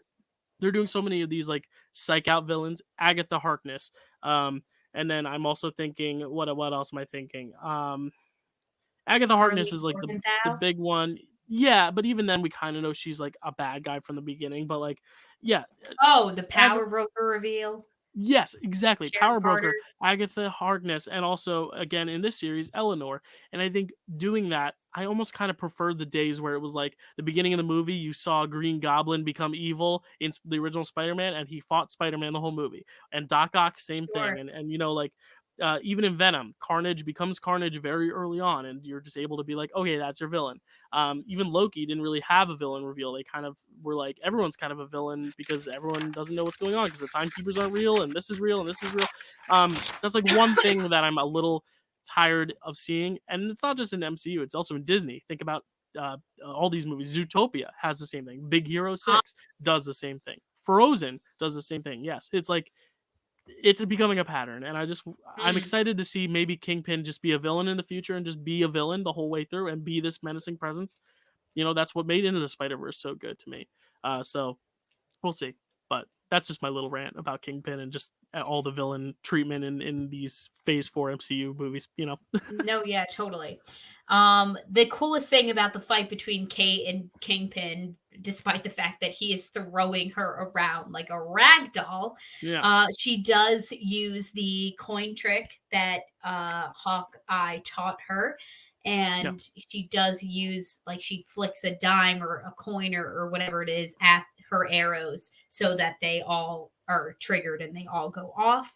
right. Um, we cut back to Maya and Kazi, and Maya's winning. She's taking him out. This is now like the third time we saw Kazi lose. I think Kazi kind of has to like get his life together. I don't think that he's Well, as well trained as. I don't know if he can get his Okay, life together anymore. so I did write down Maya kills Kazi because she does stab him in the abdomen with Hmm. with an arrow, but we don't see him die. We only see him kind of like struggling to breathe. And I Yeah. don't know, like, I don't think an arrow to the abdomen could take someone out, Well, that's especially in another like the thing. context of the MCU. I don't know. I was gonna say, yeah, we'll talk in the end of the episode because there's a lot of like this series is full of the it happened off screen deaths. You know, it's not you're not Mm, getting the full like eyes closed, open mouth death. You're not getting Mufasa. You know, you're seeing these characters maybe on the yeah. brink of dying, or you hear a gunshot, which we'll get to, or you just hear that dad Mhm. died in this thing, and there's this funeral. You know, like there's a lot Oh of that. yeah. Oh Where yeah. I'm like, it's I don't want to spoil it, but it's the Squid Game complex. It's the like you can't believe it unless you see the body, because Mm. there's always a possibility they're not really dead. So yeah, I It's don't know like the Stranger Things Hopper death. exactly. You It's didn't like see him no die. body, no death. He's definitely alive, and because they spoil it in the literal post credit scene instead of letting the audience actually sit with it and mourn. God damn it. Anyway. And they took like the first trailer they ever released for season 4 had him in it. I know He's it's so in like stupid. he's in Russia. Like, it would So make it so much better if you just thought he was dead, so then when he is alive, it's a more it's impactful like I don't know. Anyway, yeah, no, totally. so maybe Kazi isn't dead. I was under the impression that he died only because we did see him kinda, like, dying, but you make a Dying, good point, yeah. you make a good point, you make a Yes, good point. but you also make a good point, Dale, so I don't know. I don't Um, know. we cut back to Clint and Yelena, and he's desperately trying to explain to her that it was Nat's choice. Like, she sacrificed herself. Like, I did try to fight her on it. She was better than me. And this is how it happened. And Yelena is not holding back. She's not pulling any of her punches. She's like, I came here to end this. Like you're telling lies about my sister. Like, and Clint does the iconic whistle from when Yelena and Natasha were kids. And that is kind of what seals the deal for Yelena that, these are two people grieving Yeah, Natasha's death. And that it wasn't, he didn't directly kill Natasha. He might have indirectly killed her by not, fighting strong enough on Vormir, but he did put up a good fight and yeah, he did want it to be him and not her. for And sure. Yelena kind of, surrenders and helps him up when Yeah, she realizes that, this was an important person in Natasha's yeah. life. I think we knew that was coming too. I mean, a lot Yeah, of this we all knew was coming, but I do think sure. this was something I'm glad happened because now she could kind of be Black Widow in this universe and actually fight for good. And who knows? Yeah, I hope so, but we'll see. totally. So we see Maya confront Kingpin in an alleyway, and this is what you were alluding to earlier, Dill. But Yeah, she raises a gun to his face, and the camera pans so we can no longer see them, and all we hear and see is a gunshot going off, but we don't know who fired it, who got shot. We don't know. yeah. I don't know if you've seen going around just all over social media the panel of the comics where because in the comics this actually happens. Maya shoots Kingpin, and the next comic edition he has bandages over his eyes because he's blind, and like I think that is like a very Oh, I think when I saw that happen I was like it's one of those things where I think the Marvel audience didn't realize how smart some of the comic people were and was like, we're gonna make you think we brought him back just to kill him. There's no way you get him back and you have him for one episode yeah. to There's kill him. no way. It was the most I'm like, well, yeah, unsatisfying because I was like, why even have it? If because yeah, it's obvious he's not gonna die. Like, come on. yeah. But I get it because Honestly, some people did probably think he died. Like, I doubt you thought he died, even though you didn't know the comics. Like, you had to have known he no, didn't no. die. I was like, they Yeah. didn't just bring this guy in to Mm. kill him. Like Yeah, that's not I was almost that's wondering not if how this goes. I was almost wondering if we were gonna see a post credit where the bullet's midair and we see a spider web catch the bullet, and that was like our tease. That was what I first was like, oh, what if this is how they introduce? But nope, nope, he's I would just have chilling in his apartment. I would have simply deceased if that happened. I was nervous for Maya this whole time. I was Yeah. ready, or I'm preparing. I'm emotionally preparing myself for the next project or whatever it is that Kingpin's Hmm. associated with, where we see that like it was her who got shot some way Hmm. somehow. Yeah. because Maybe in obviously, her own like, show, Echo, because it's coming, but maybe it's going to be a prequel and oh, it's going to start with that. Who knows? I keep forgetting that that's happening. So maybe she's not dead because I was really coming around to Maya. I really like her a lot, Yeah, and I I don't think that think she's she's dead. an interesting hero. So it'd Unless be it bounced off interesting of his to face and she ricocheted onto her, I don't think it's her because how he can't be that indestructible where it bounces off of him. Maybe I don't know. Maybe but maybe he's shot and maybe he's blind now, like you said, Dill. So maybe. so it's after the fight, and essentially nothing really important happens except the LARPers try to recruit Jack because they're like, "Oh, we saw you doing some really fancy sword work. Have you ever considered LARPing?" He's like, "Huh, is that some leisure activity? I don't even know." And we see that the next thing that we cut to is Clint's truck driving home for it's Christmas morning, and we all knew that it was coming, but he did bring Kate home for the And holidays. Lucky. And Lucky the dog, he is no longer Pizza Dog, he is Lucky. Yeah. Um, we find out the entire time I'm now screaming at my computer, but what about the watch? Whose watch was that? Yep, Like, yep, yep. who did it belong to? What was the significance? I need to know. I found out moments later that the watch belonged to Laura because he gives it back to her and says, "You need to keep better track of your stuff." And on the back of the watch is the shield symbol. So Laura has apparently been, or is, or was a shield agent of some Yeah, sort, some it's why kind. she's awesome. Definitely coming out of left field for sure, in my Yeah, opinion. yeah. No, but it's Um, cool. Do we think we'll ever explore that more, or that was just a little wink of the audience to be like, just in case, I mean, they got to be setting it up for something, right? Because I feel like they're not gonna have her play a younger version of herself, but I also don't want to see Linda Cardellini not be her. You know what I mean? So Mm, I don't know. I don't know. I don't know. I don't know. There's so many things that happen in I the don't show know. where I'm just I like, don't know. why? Yeah. I that don't know. that's my overall take on the whole series. I'm like a lot of great characters, but like, what is it setting up? What is because the very basic crux of the story of like, is it about him getting his Ronin suit? Is it about Eleanor and her betrayals? Is it about Kingpin and the overall thing? Oh, and then there's also Maya, but also is it Yelena tracking down Hawkeye? But also is it a Kate coming of age thing? Like, I honestly feel like there were 6 stories being told, and they were like, well, let's just do them all. And that's kind of what this series felt like, because that's like our last Yeah, moment before the post credits is just them all being happy at Christmas, which I liked. It was a sweet little ending. I they liked the do Christmas decide to. aspect. Yeah, yeah, for sure. They do decide to burn the Ronin suit, so Oh, that's they right. That's right. officially put that Mhm. away.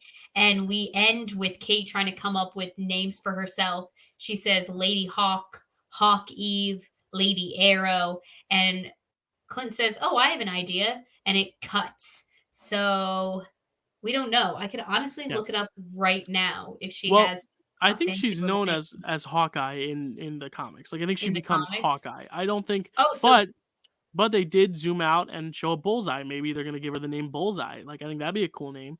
I don't know. ooh, that'd be Or cool Target. too. I don't think Target's a good name. Maybe Target. That's what the cool kids call Target. I don't know. I No, really that's don't what know. millennials call. That's what white millennials call That's what my Target. mom calls it. She goes, "Let's go to Target." Yeah, well, Becky Randazzo, A white. white millennial, but not a millennial. Ah, no, not a millennial. I Not at don't all. know. I don't know. It's 1972. Not a millennial. No, that's not No, millennial. no, no, no, no. I Sorry, think the mom. I last just time to be a aged you on the millennial, podcast. I think the oldest you could be a millennial is if you're In the born in 90s. 85. Oh, okay. There you go. Well, I think. I okay. don't know though. So but before we part with this series or season, because it does say season, it doesn't say season. I think Really? there might be another season. Oh, really? Interesting. Because it I was don't it know. was promoted as a miniseries at first, but maybe not. I don't know. Oh, maybe. I mean, I could be wrong. I just don't see how Clint. Like, I think this is a good ending point for Clint. I don't Well, think I this think is it's like a a. good ending point for Clint, but I would gladly watch another season of like Kate Bishop Oh yeah, adventures. but I think they'll just call it something else. Like I don't think it'll be Oh, Hawkeye really? season 2. I think it would be like Bishop. But yeah, Unless I'd she rather takes see up it the be something else. mantle. Unless she takes Yeah. up the mantle as Or if we get Hawkeye. Hawkeye and Black Widow and it's Kate and Yelena. That's what I really want. I want that. Kate and Yelena team up. That's like something I will be writing Marvel personally to ask about. Is that going to happen? Please, can it happen? Um, Oh, you know, it's a mini series. yeah, I'm dumb. I think the only ones that are now season 2 are Loki and maybe Falcon and Winter Soldier, because now I don't know. It'll be interesting. Oh, and What If, but I don't know. I think Oh, WandaVision's right. done, and I think Hawkeye is Wait, now there's gonna be wrapped. another season of Falcon and Winter Soldier?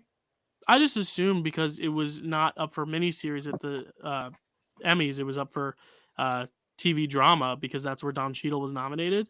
Mm, Or maybe that was just how Marvel wanted to campaign it because it didn't want to compete against itself with WandaVision. I think it's more that. I think it's more it didn't want to compete against itself with WandaVision, but I don't know.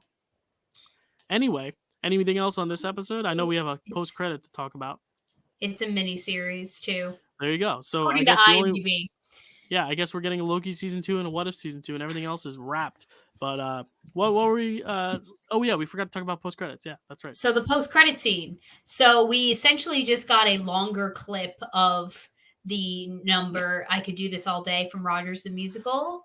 We did get more of Adam Pascal, which was fun, Love him. and I definitely noticed him more. He hit the note. He's like, "I could do this all day," and I was like, "Oh, there's Roger. There he Yeah, is." yeah. So I have a question. I could not. TikTok, it was filled with two things: Spider-Man No Way Yeah. Home spoilers, Uh and huh. people complaining about this post-credit scene. Yeah. What? Who hurt you?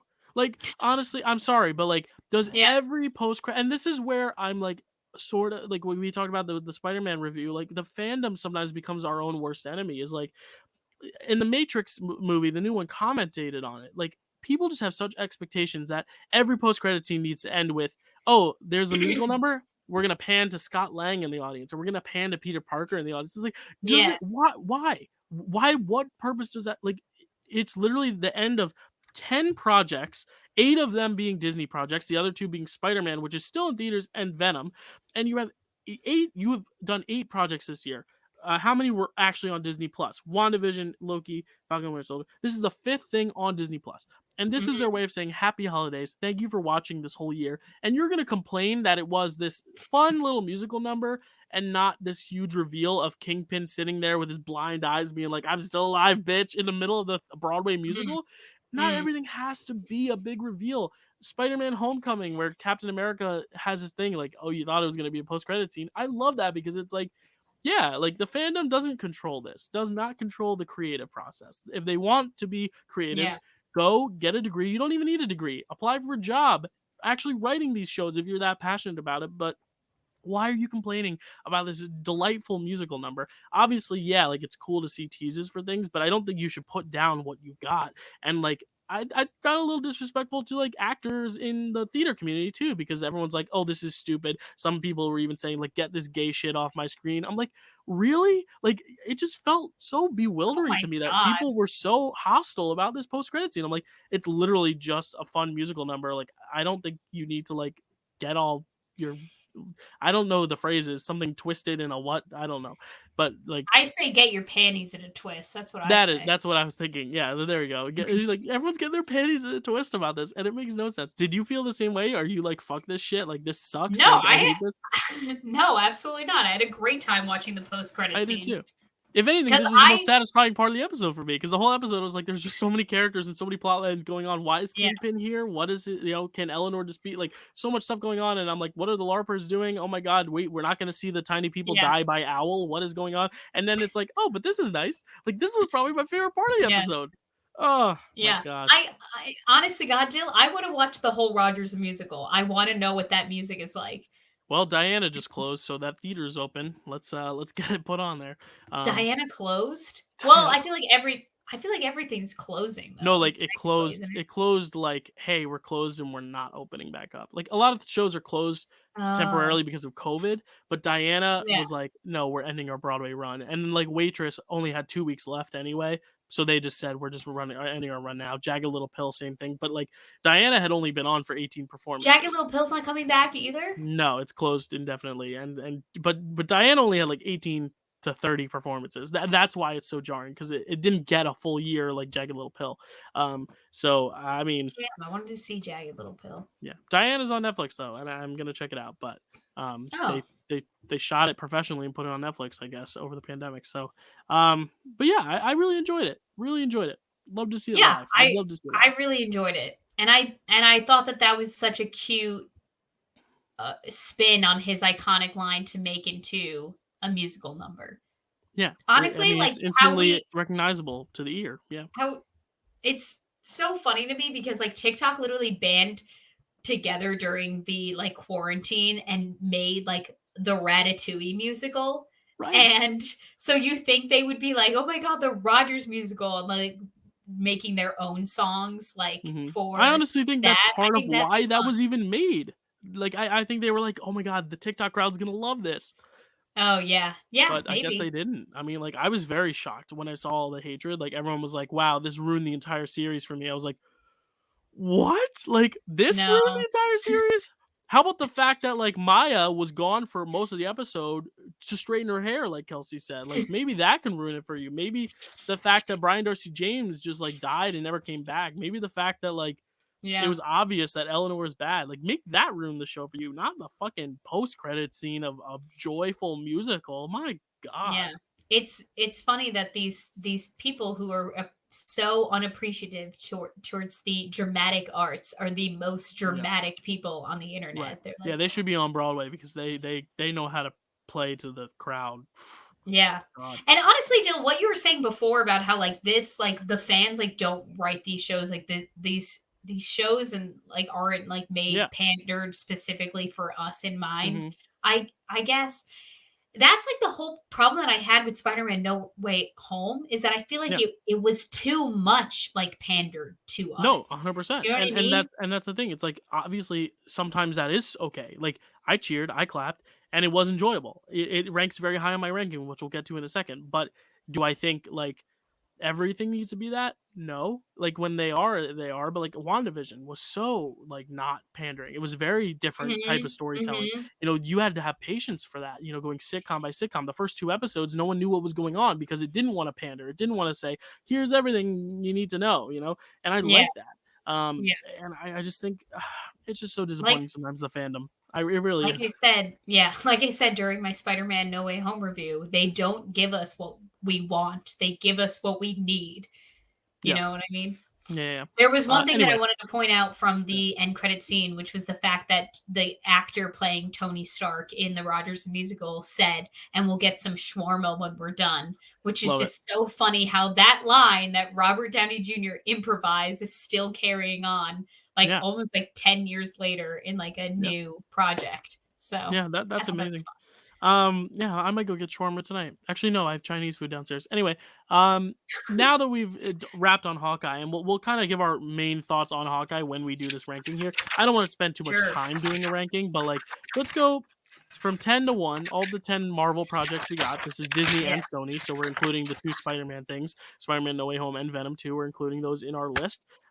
Let's talk about our 10, our 10 through 1, and we don't have to give elaborate thoughts, just maybe like a little bit of like oh, I put this down here because, well, I'll just start. I put What If in number 10, only because I think it's the one I'm probably Okay. least likely to revisit. It's the one where like there was one episode, the zombie episode, I loved it, but the rest of them I was like, oh, that was interesting, but it like doesn't, if it didn't exist, and we'll see if Multiverse of Madness, if it does matter, but like it wouldn't really matter to me if you just kind of like never watched, like if I never watched it again. That's not to say it's bad. The animation's great, but it was like the one I was just least like pumped for when I was watching it. Mhm. And that's not a bad to say it's bad. It's just the other 9 things I like more. So that's my number Yeah. 10.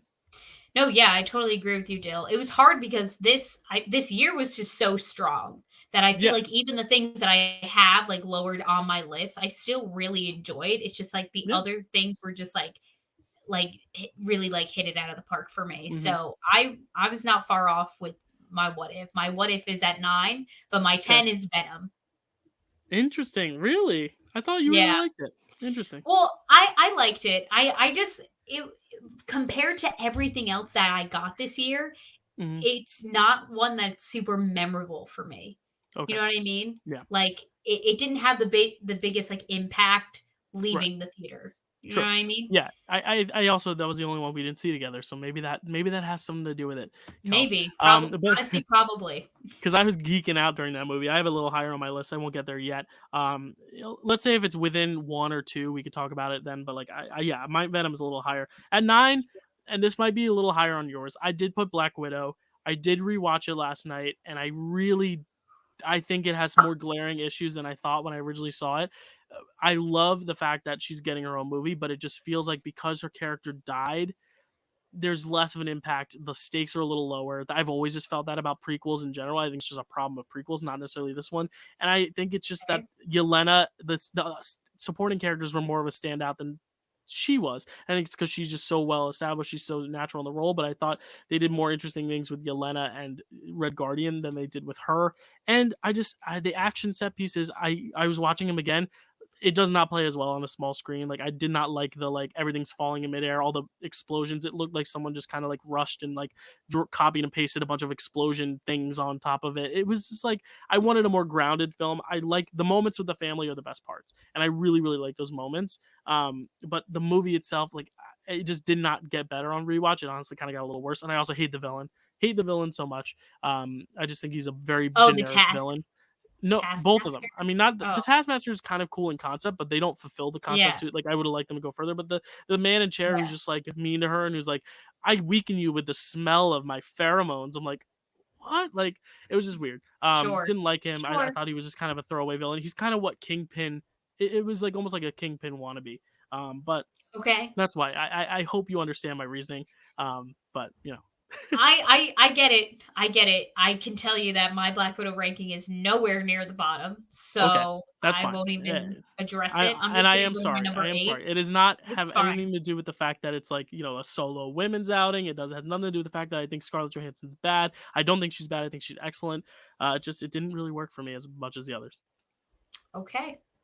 That might just be internalized misogyny speaking, but we That don't I was have trying that to we explain don't have that that time to wasn't. unpack I mean, that. if it is, then I am at fault, and like it is my own problem, and I I'm will try pulling to be your leg, better. Bill. Okay, I like Okay. Captain Marvel a lot. I like it more than this. Like, I love Captain Marvel. So there you All right, go. well, my number 8 is so my number 9 was What If, as I said, so my number Yeah, 8 is, Hawkeye, my is a number 8 series. is Hawkeye as well. Yeah. Crazy. How fun for What? us. This is crazy. Wow. What? Take a shot every time we quoted that one line. Yeah. Yeah, Um, I think this finale really emphasized what I didn't like about it in the fact that it was just so many people, so many plot lines going on. It was like the main focus was Clint grieving Natasha, but like they just mhm. threw one too many other things in it. Like, it could have just been that, and then Yelena trying to track him down, and Kate. It could have just been Clint, Yelena, and Kate. You didn't need Kingpin in there. You didn't even need Maya in there. I don't think. I love the characters, but it's Oh, like uh, no, I like Maya, but I'm I just thought saying, Maya like, was interesting. yeah, I think if you get rid of the two, it still can exist as a really good piece of like Clint trying to get over Natasha and also be a mentor. Like, I don't think Sure. that. I think just there were just too many cooks in the kitchen for me. Sure. And the others are just better to me. Honestly, Jill, what I liked most about this series was that I felt like it was kind of a way for Clint and Yelena to mourn Natasha, Hmm. and it was also, I feel like, a way for me to mourn Natasha. Very good Like point. Yep. it was the final thing because, like, she died in Endgame, but we all Hmm. walked away grieving Tony more than anyone Right. because we had Black Widow right around the corner, and then once we got Black Widow, it didn't feel like a proper send off because we didn't see her in like her last moments. We saw her right before Exactly. she goes off into Infinity War. So And I that's understand that yeah. not being like the best send off for her character. But this one I feel like really tied the ribbon on because like I feel like it's about everyone who's left, who she affected, who's still alive. Um, getting over the fact that she's gone and the fact that, we have Yelena to carry on her legacy is gonna be really exciting. But Yeah. you know I agree with a lot of things that you say there. Like I said, like that aspect of the show and the cinematography was, I Yeah. thought, was the most interesting. But Yeah. as far as like Marvel projects, I feel like this one felt like the most generic, Yep. especially out of the TV shows that we got. I This agree. one definitely felt the most Safe. generic. Hmm. Yes. Yeah. I I had to put also it lower. I also have to say that third episode though is one of the top like 3 or 4 episodes of the year. I love that Yeah. chase sequence on the highway. I love the stuff with Echo. I love the character of Echo. I wasn't saying I didn't. It's just like if you don't have Echo in it, it still kind of plays out the same way. But like I did love her arc and her character. I thought that was really really well done. So episode 3 though is a sure highlight. And number 7, I have Falcon and the Winter Soldier. And the reason Okay. I have it this low is because I think the messaging is really, really, really good. And I like a lot of the characters, but it has a similar problem where there's a one too many characters and plot lines like the Power Broker and Zemo and John Walker and Carly Morgenthau. It just seemed a little too much. And because we have two main characters, not just one, but two main characters to deal with. Hmm. But I do think it's still good. It works better, honestly, altogether watching it in one sitting than it does week by week. I think too, because coming off of Sure. WandaVision, a lot of the magic was like week by week, by week by week. This one works a little bit better as one, which I actually think is a good thing about it. Which is why I put it above Hawkeye, just because I've watched it as one thing and it was very effective. But I think it's really important for the messaging, but the actual presentation and the style and the actual character handling and arcs could have been a little bit stronger for me. But I think it's a strong 7 for me. Hmm. Not once again, not that far off. My number 7, I actually had Loki, and Okay. Falcon and the Ooh, Winter okay. Soldier is my 6. Okay. So not that far off. So 4 of the Um, 5 TV shows are in your bottom 5. That's interesting. yeah. I don't know if that's just a Well, the pattern or movies yeah. were so good to me. I don't Yeah, know. no, the movies were great. Movies were great. Um, Why do you have Loki at Loki 7? Yeah. Loki's at 7 just because I mean, I love Tom Hiddleston. I love me some Loki. He's like instantly became one of my favorite characters in the MCU, definitely. It just felt like I don't know. I don't know. It just I feel like with all the other like I said in the beginning of this ranking is like all the other projects were so strong that for me this just like it had to go Right. at 7 because like I'm like well it's not going to go above this and it's definitely not going to go above this one so Right. I guess Right. it has to go here kind of Yeah. thing. Yeah. And why do you have Falcon and Winter Soldier at 6? Um my top 5 is pretty strong in my opinion. So Yeah. I'm comfortable with Falcon and the Winter Soldier being right outside the top 5. Right. The And bottom of the I bottom half. Yeah, for sure. Or the yeah. top of the bottom half. Yeah. There. Um you know, it definitely wasn't cracking the top 5 because as far as like it just feeling like, you know, like generic, like I said with Hawkeye, like it definitely wasn't as exciting as, you know, WandaVision or, you Mm-hmm. know, some of the, or the all the movies. All the movies are in my top 5 except for one TV show actually. Um then now that I'm realized Oh, it just didn't have as much magic of it, but the messaging is just so important yeah, to I agree. me and I love Bucky Barnes. He's also one of Yeah, my favorite characters in the of MCU course. and Zemo. Oh my god. The comeback of the century I this was gonna character say made for me. Like everyone who it was hasn't an upset. listened. Yeah, everyone who hasn't listened, when we did our villains ranking, Kelsey was very anti Zemo, and not just like he's a Mhm. bad guy because he is a villain, but like you hated him. You thought he was pointless. You thought he I was thought it was bad. dumb. Yep, But and he turn around. had Yeah, such a good redemption in this show that I'm like, this has to be right outside the top cool, 5. If it's nice. not going in it, it's Yeah, right outside because yeah, it and that's my redeemed a lot of characters for me. yeah, that's my reasoning for putting Venom at number 6, Venom 2. And I think it's Okay. because it was a very good redemption from the first one. The first one, I thought the central relationship between Venom and Eddie, we'll call him Venny. Venny was so strong, but everything else around it was weak. Whereas here, it was like Mhm. we're gonna prioritize their relationship and almost make it this like very silly comedy. And I bought it. I thought it was like really Mhm. really it really dug into the best parts of that first movie and improved Yeah. upon the other stuff. And Carnage, I thought was a good villain. I thought it was a good performance by Woody Harrelson, and I just think it's a short Mhm. 90 minutes. It's an enjoyable 90 minutes. It didn't have to be anything more. That's why it's outside of my top 5 though, for the same reasons, is that like it doesn't feel as grand as some of the other ones, but I think they Sure. succeeded at what they wanted to do very well. So that's why it's number 6. And like you said, all these projects are strong. So like you have it at 10 and I have it at 6, but we both enjoyed it. Like none of these are Yeah. bad things. Like I didn't Yeah, on for sure. I enjoyed all of these. So, you know. My number 5 is Loki. I'll just say it now because you had it Okay. already at number 7. So Okay. we might have the same top 4. Actually, we might not, but like we have a very similar top 5. Just the movies that we have in there because I know one of your top 5 is not there for me. Yeah, Okay. Loki I thought was great. I thought it was a very cool world building, like very cool atmosphere they set Mhm. up, a cool style. The music is great. I was talking to Landon about it Mhm. because he's finally watching and catching up, and he was like, Cool. I love the music. He goes, the music is so good. And I'm like, oh yeah, it does. It does. And I was It is. rewatching it.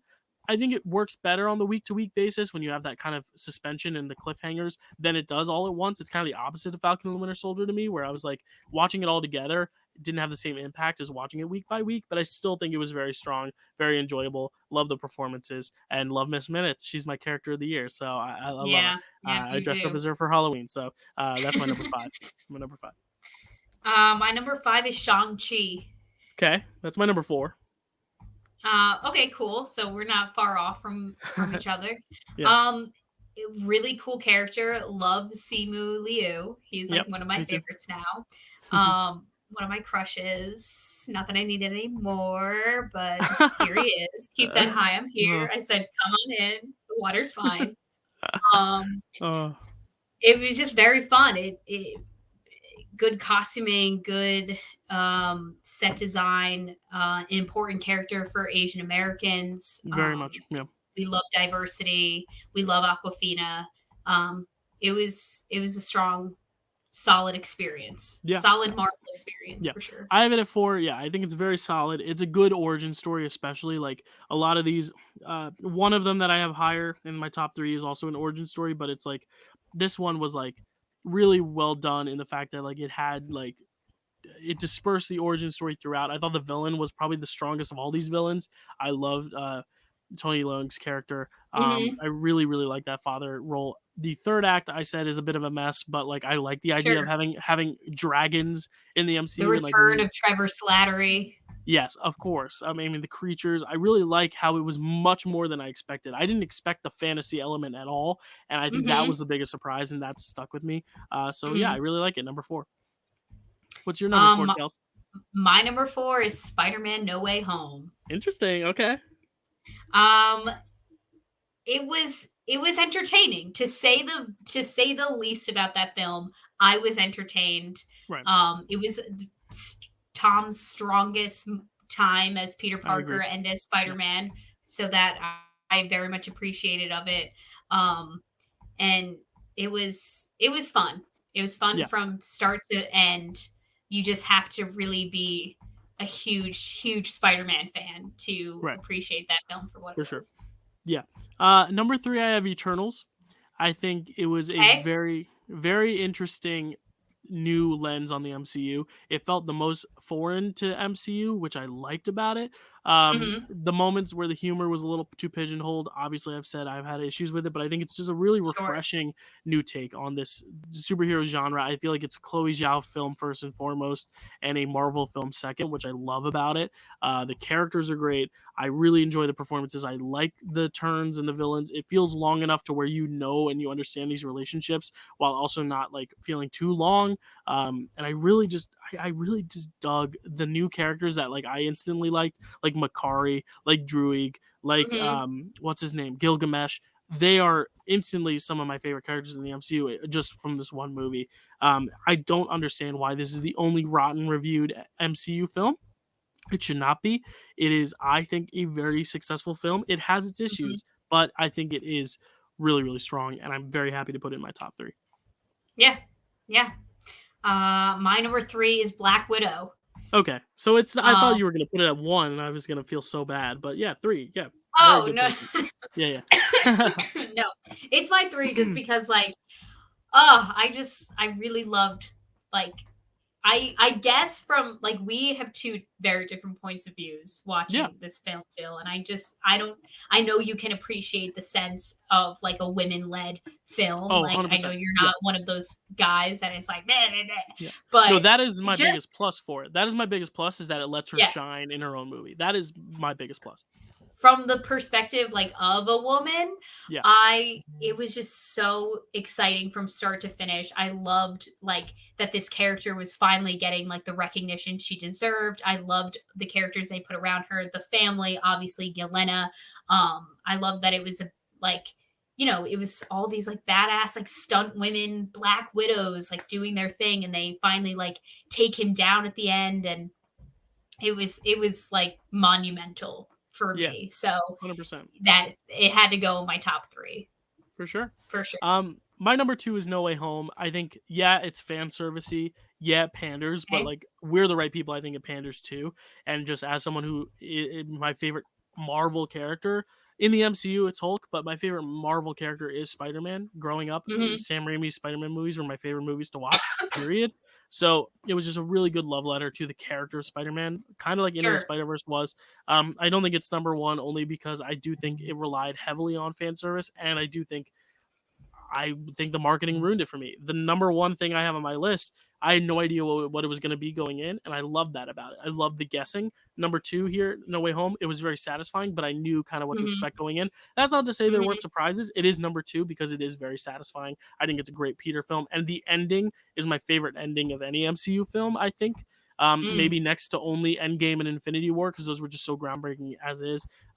Number 1 actually might also have a better ending, but I think number 2, No Way Home, I think had one of my favorite endings in the MCU, and I think for that alone, it skyrocketed up. But yeah, I mean, we both agreed it's built in our top 4. What is your number 2, Kels? We just to see My if we'll number have the same number 1. I think we do have the same number 1. My number 2 is Eternals. There you go. Yep, we have the same number 1. It was just so exciting. It was just so beautiful and complex. And I really loved all the characters. I loved the performance. Like that was a plot twist I didn't see coming. Maybe I was a little dumb for not No, recognizing it at I didn't first, see it but coming. I love Makari, love Druig. Like the weakest point for me, like you said, the comedy deal was definitely like whatever Kumal Najaji had going on in that movie was like Yeah, I definitely didn't like like it. a mess a little bit, Yeah, but I just thought it was so unique, so different. Like I can never say enough good things about this film. Like I also don't understand what critics were thinking when they saw this yeah. movie because I hmm I instantly loved understand. I understand. Like, just I don't think they're wrong for not liking it because you're allowed to like or not like what you like. I just don't understand it. I don't understand the criticisms, but it. yeah. I understand. So our number So 1, number 1, WandaVision. WandaVision. Yeah, so fun. I mean, so great. Yeah. Just week by week guessing, and I think it works just as good on rewatch. I love the jumping between different eras. I love the performance. Elizabeth Olsen killed it. Yelena Mhm. is my favorite new character from this phase, but she gives my favorite performance, Elizabeth Olsen, in this phase. I absolutely loved that show. It stuck with me. It was the first also return to the MCU, which also I think helped a Mhm. little bit. But I was a big fan, so I loved it. Yeah, it's definitely a tough act to follow because this is what we started our year with was WandaVision, and then Yeah, everything else followed it. We were all directly comparing to WandaVision, and it it wasn't was as just good. like nothing was coming even close. Even Yeah. though there were some bumps along the way, some tragedies, some letdowns, some Ralph boners, if you will. But I didn't think that was a I letdown, but I'm like so dumb, Dill, because I probably had this realization earlier, but I started rewatching WandaVision today, and I only got 2 episodes in, but I realized I was like, oh my god, the entire time she's referring to Ralph, her husband, it's Ralph, like the guy in her attic. I'm like, yeah, I we definitely talked had this. about that. You had that I know. realization. You I must have had that forgotten you had realization, it. but then I forgot, and then I had it again today, and I was like, yeah. Right. It's Yeah. definitely so fun to rewatch something knowing all the pieces together and Yeah. then like picking up on things cuz like Yeah. I'm already cuz like this is I think I rewatched it before. This might be my third rewatch of it. That's kind of sad. No, it's But great. I'm Yeah. like I'm watching things and I'm like, "Oh my god, like this is all so creative, so fun." And Yeah. the Yeah. performances between Paul Bettany and Elizabeth Olsen, like they're an unmatched couple at this point, and I'm so glad that they Yep. figured out a way to bring Vision back into the Yeah. MCU. There you go. So I did tally it up. In last place with 8 points, or sorry, with 19 points, 10 plus 9, we have What If. In tied for 7th, we have Venom 2 and Hawkeye at 16 points, if you add our scores together. At number 6, we have Falcon and the Winter Soldier with 13 points. Tied for number 5, we have Black Widow and Loki with 12 points each. At number 4 Okay. with 9 points, we have Shang-Chi. At number 3 with Mhm. 6 points, we have No Way Home. At number 2 with 5 points, we have Eternal. And at number 1 with 2 points, we have WandaVision. So the least amount of points wins because it's 1 plus 1. Can't get any lower Mhm. than 2. WandaVision is our number 1 show of the year, or number 1 Marvel thing of the year.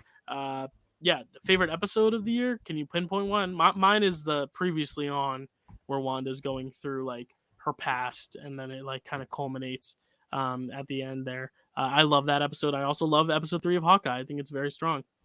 Mhm. Mhm. Wow, favorite episode of The the Whole World year. Was Watching is a good one too. That's a good one. In Falcon and Winter Soldier, where John Yeah. Walker just crazy. Oh yeah, Yeah. that's a good one. And Marvel That's a really. Zombies. That's a good one too.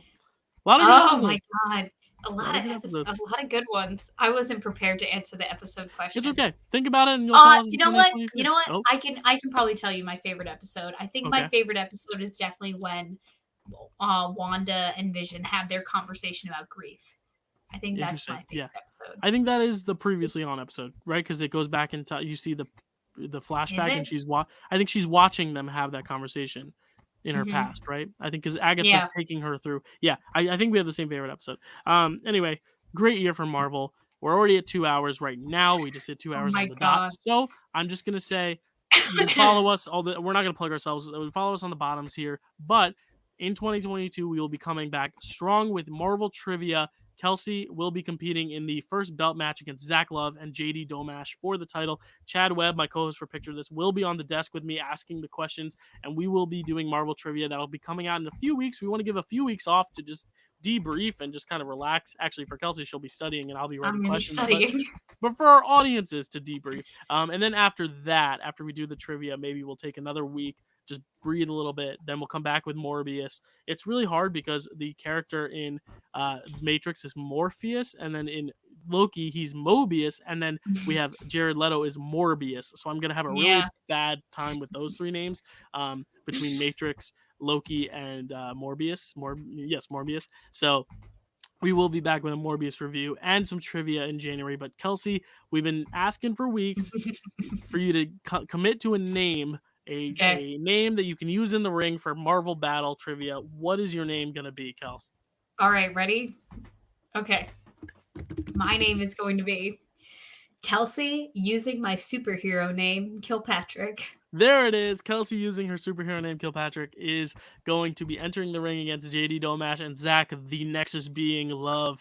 We do not have JD's name yet. I'll have to ask him. But I'm very, very excited to see how you guys fare on the trivia. Obviously, my secrets or my questions are secret, so Kelsey cannot see them. She cannot cheat. Sorry, Kels. And Zach can't see them. JD can't see them. I like them all equally. I cannot pick favorites, so there will be no rigged winner in this thing. It's going to be a fight I to don't the need death. to cheat to win this thing, Dale. Don't worry. Ooh, that's some smack talk right there. Kelsey's heel side is coming out. Anyway, thank you guys so much for watching. It's been such a great year. Kelsey, do you have anything to say to our viewers or audiences before we head off for the final show of this year? Do you get the reference? Do you get it? Yeah, I know. I get the reference. I get it. You do? Okay. Yeah. Okay. That's all? Yep. Okay. Anyway, Anyway, I just thank wanted you to make guys. sure. We'll see you guys in 2022. Can't believe I'm saying that, but we'll see you guys in 2022. Maybe with a new layout, maybe with a little new style. Who knows? Well, definitely with some new shirts. We'll see you next time, guys. Thank you for listening. Thank you for watching.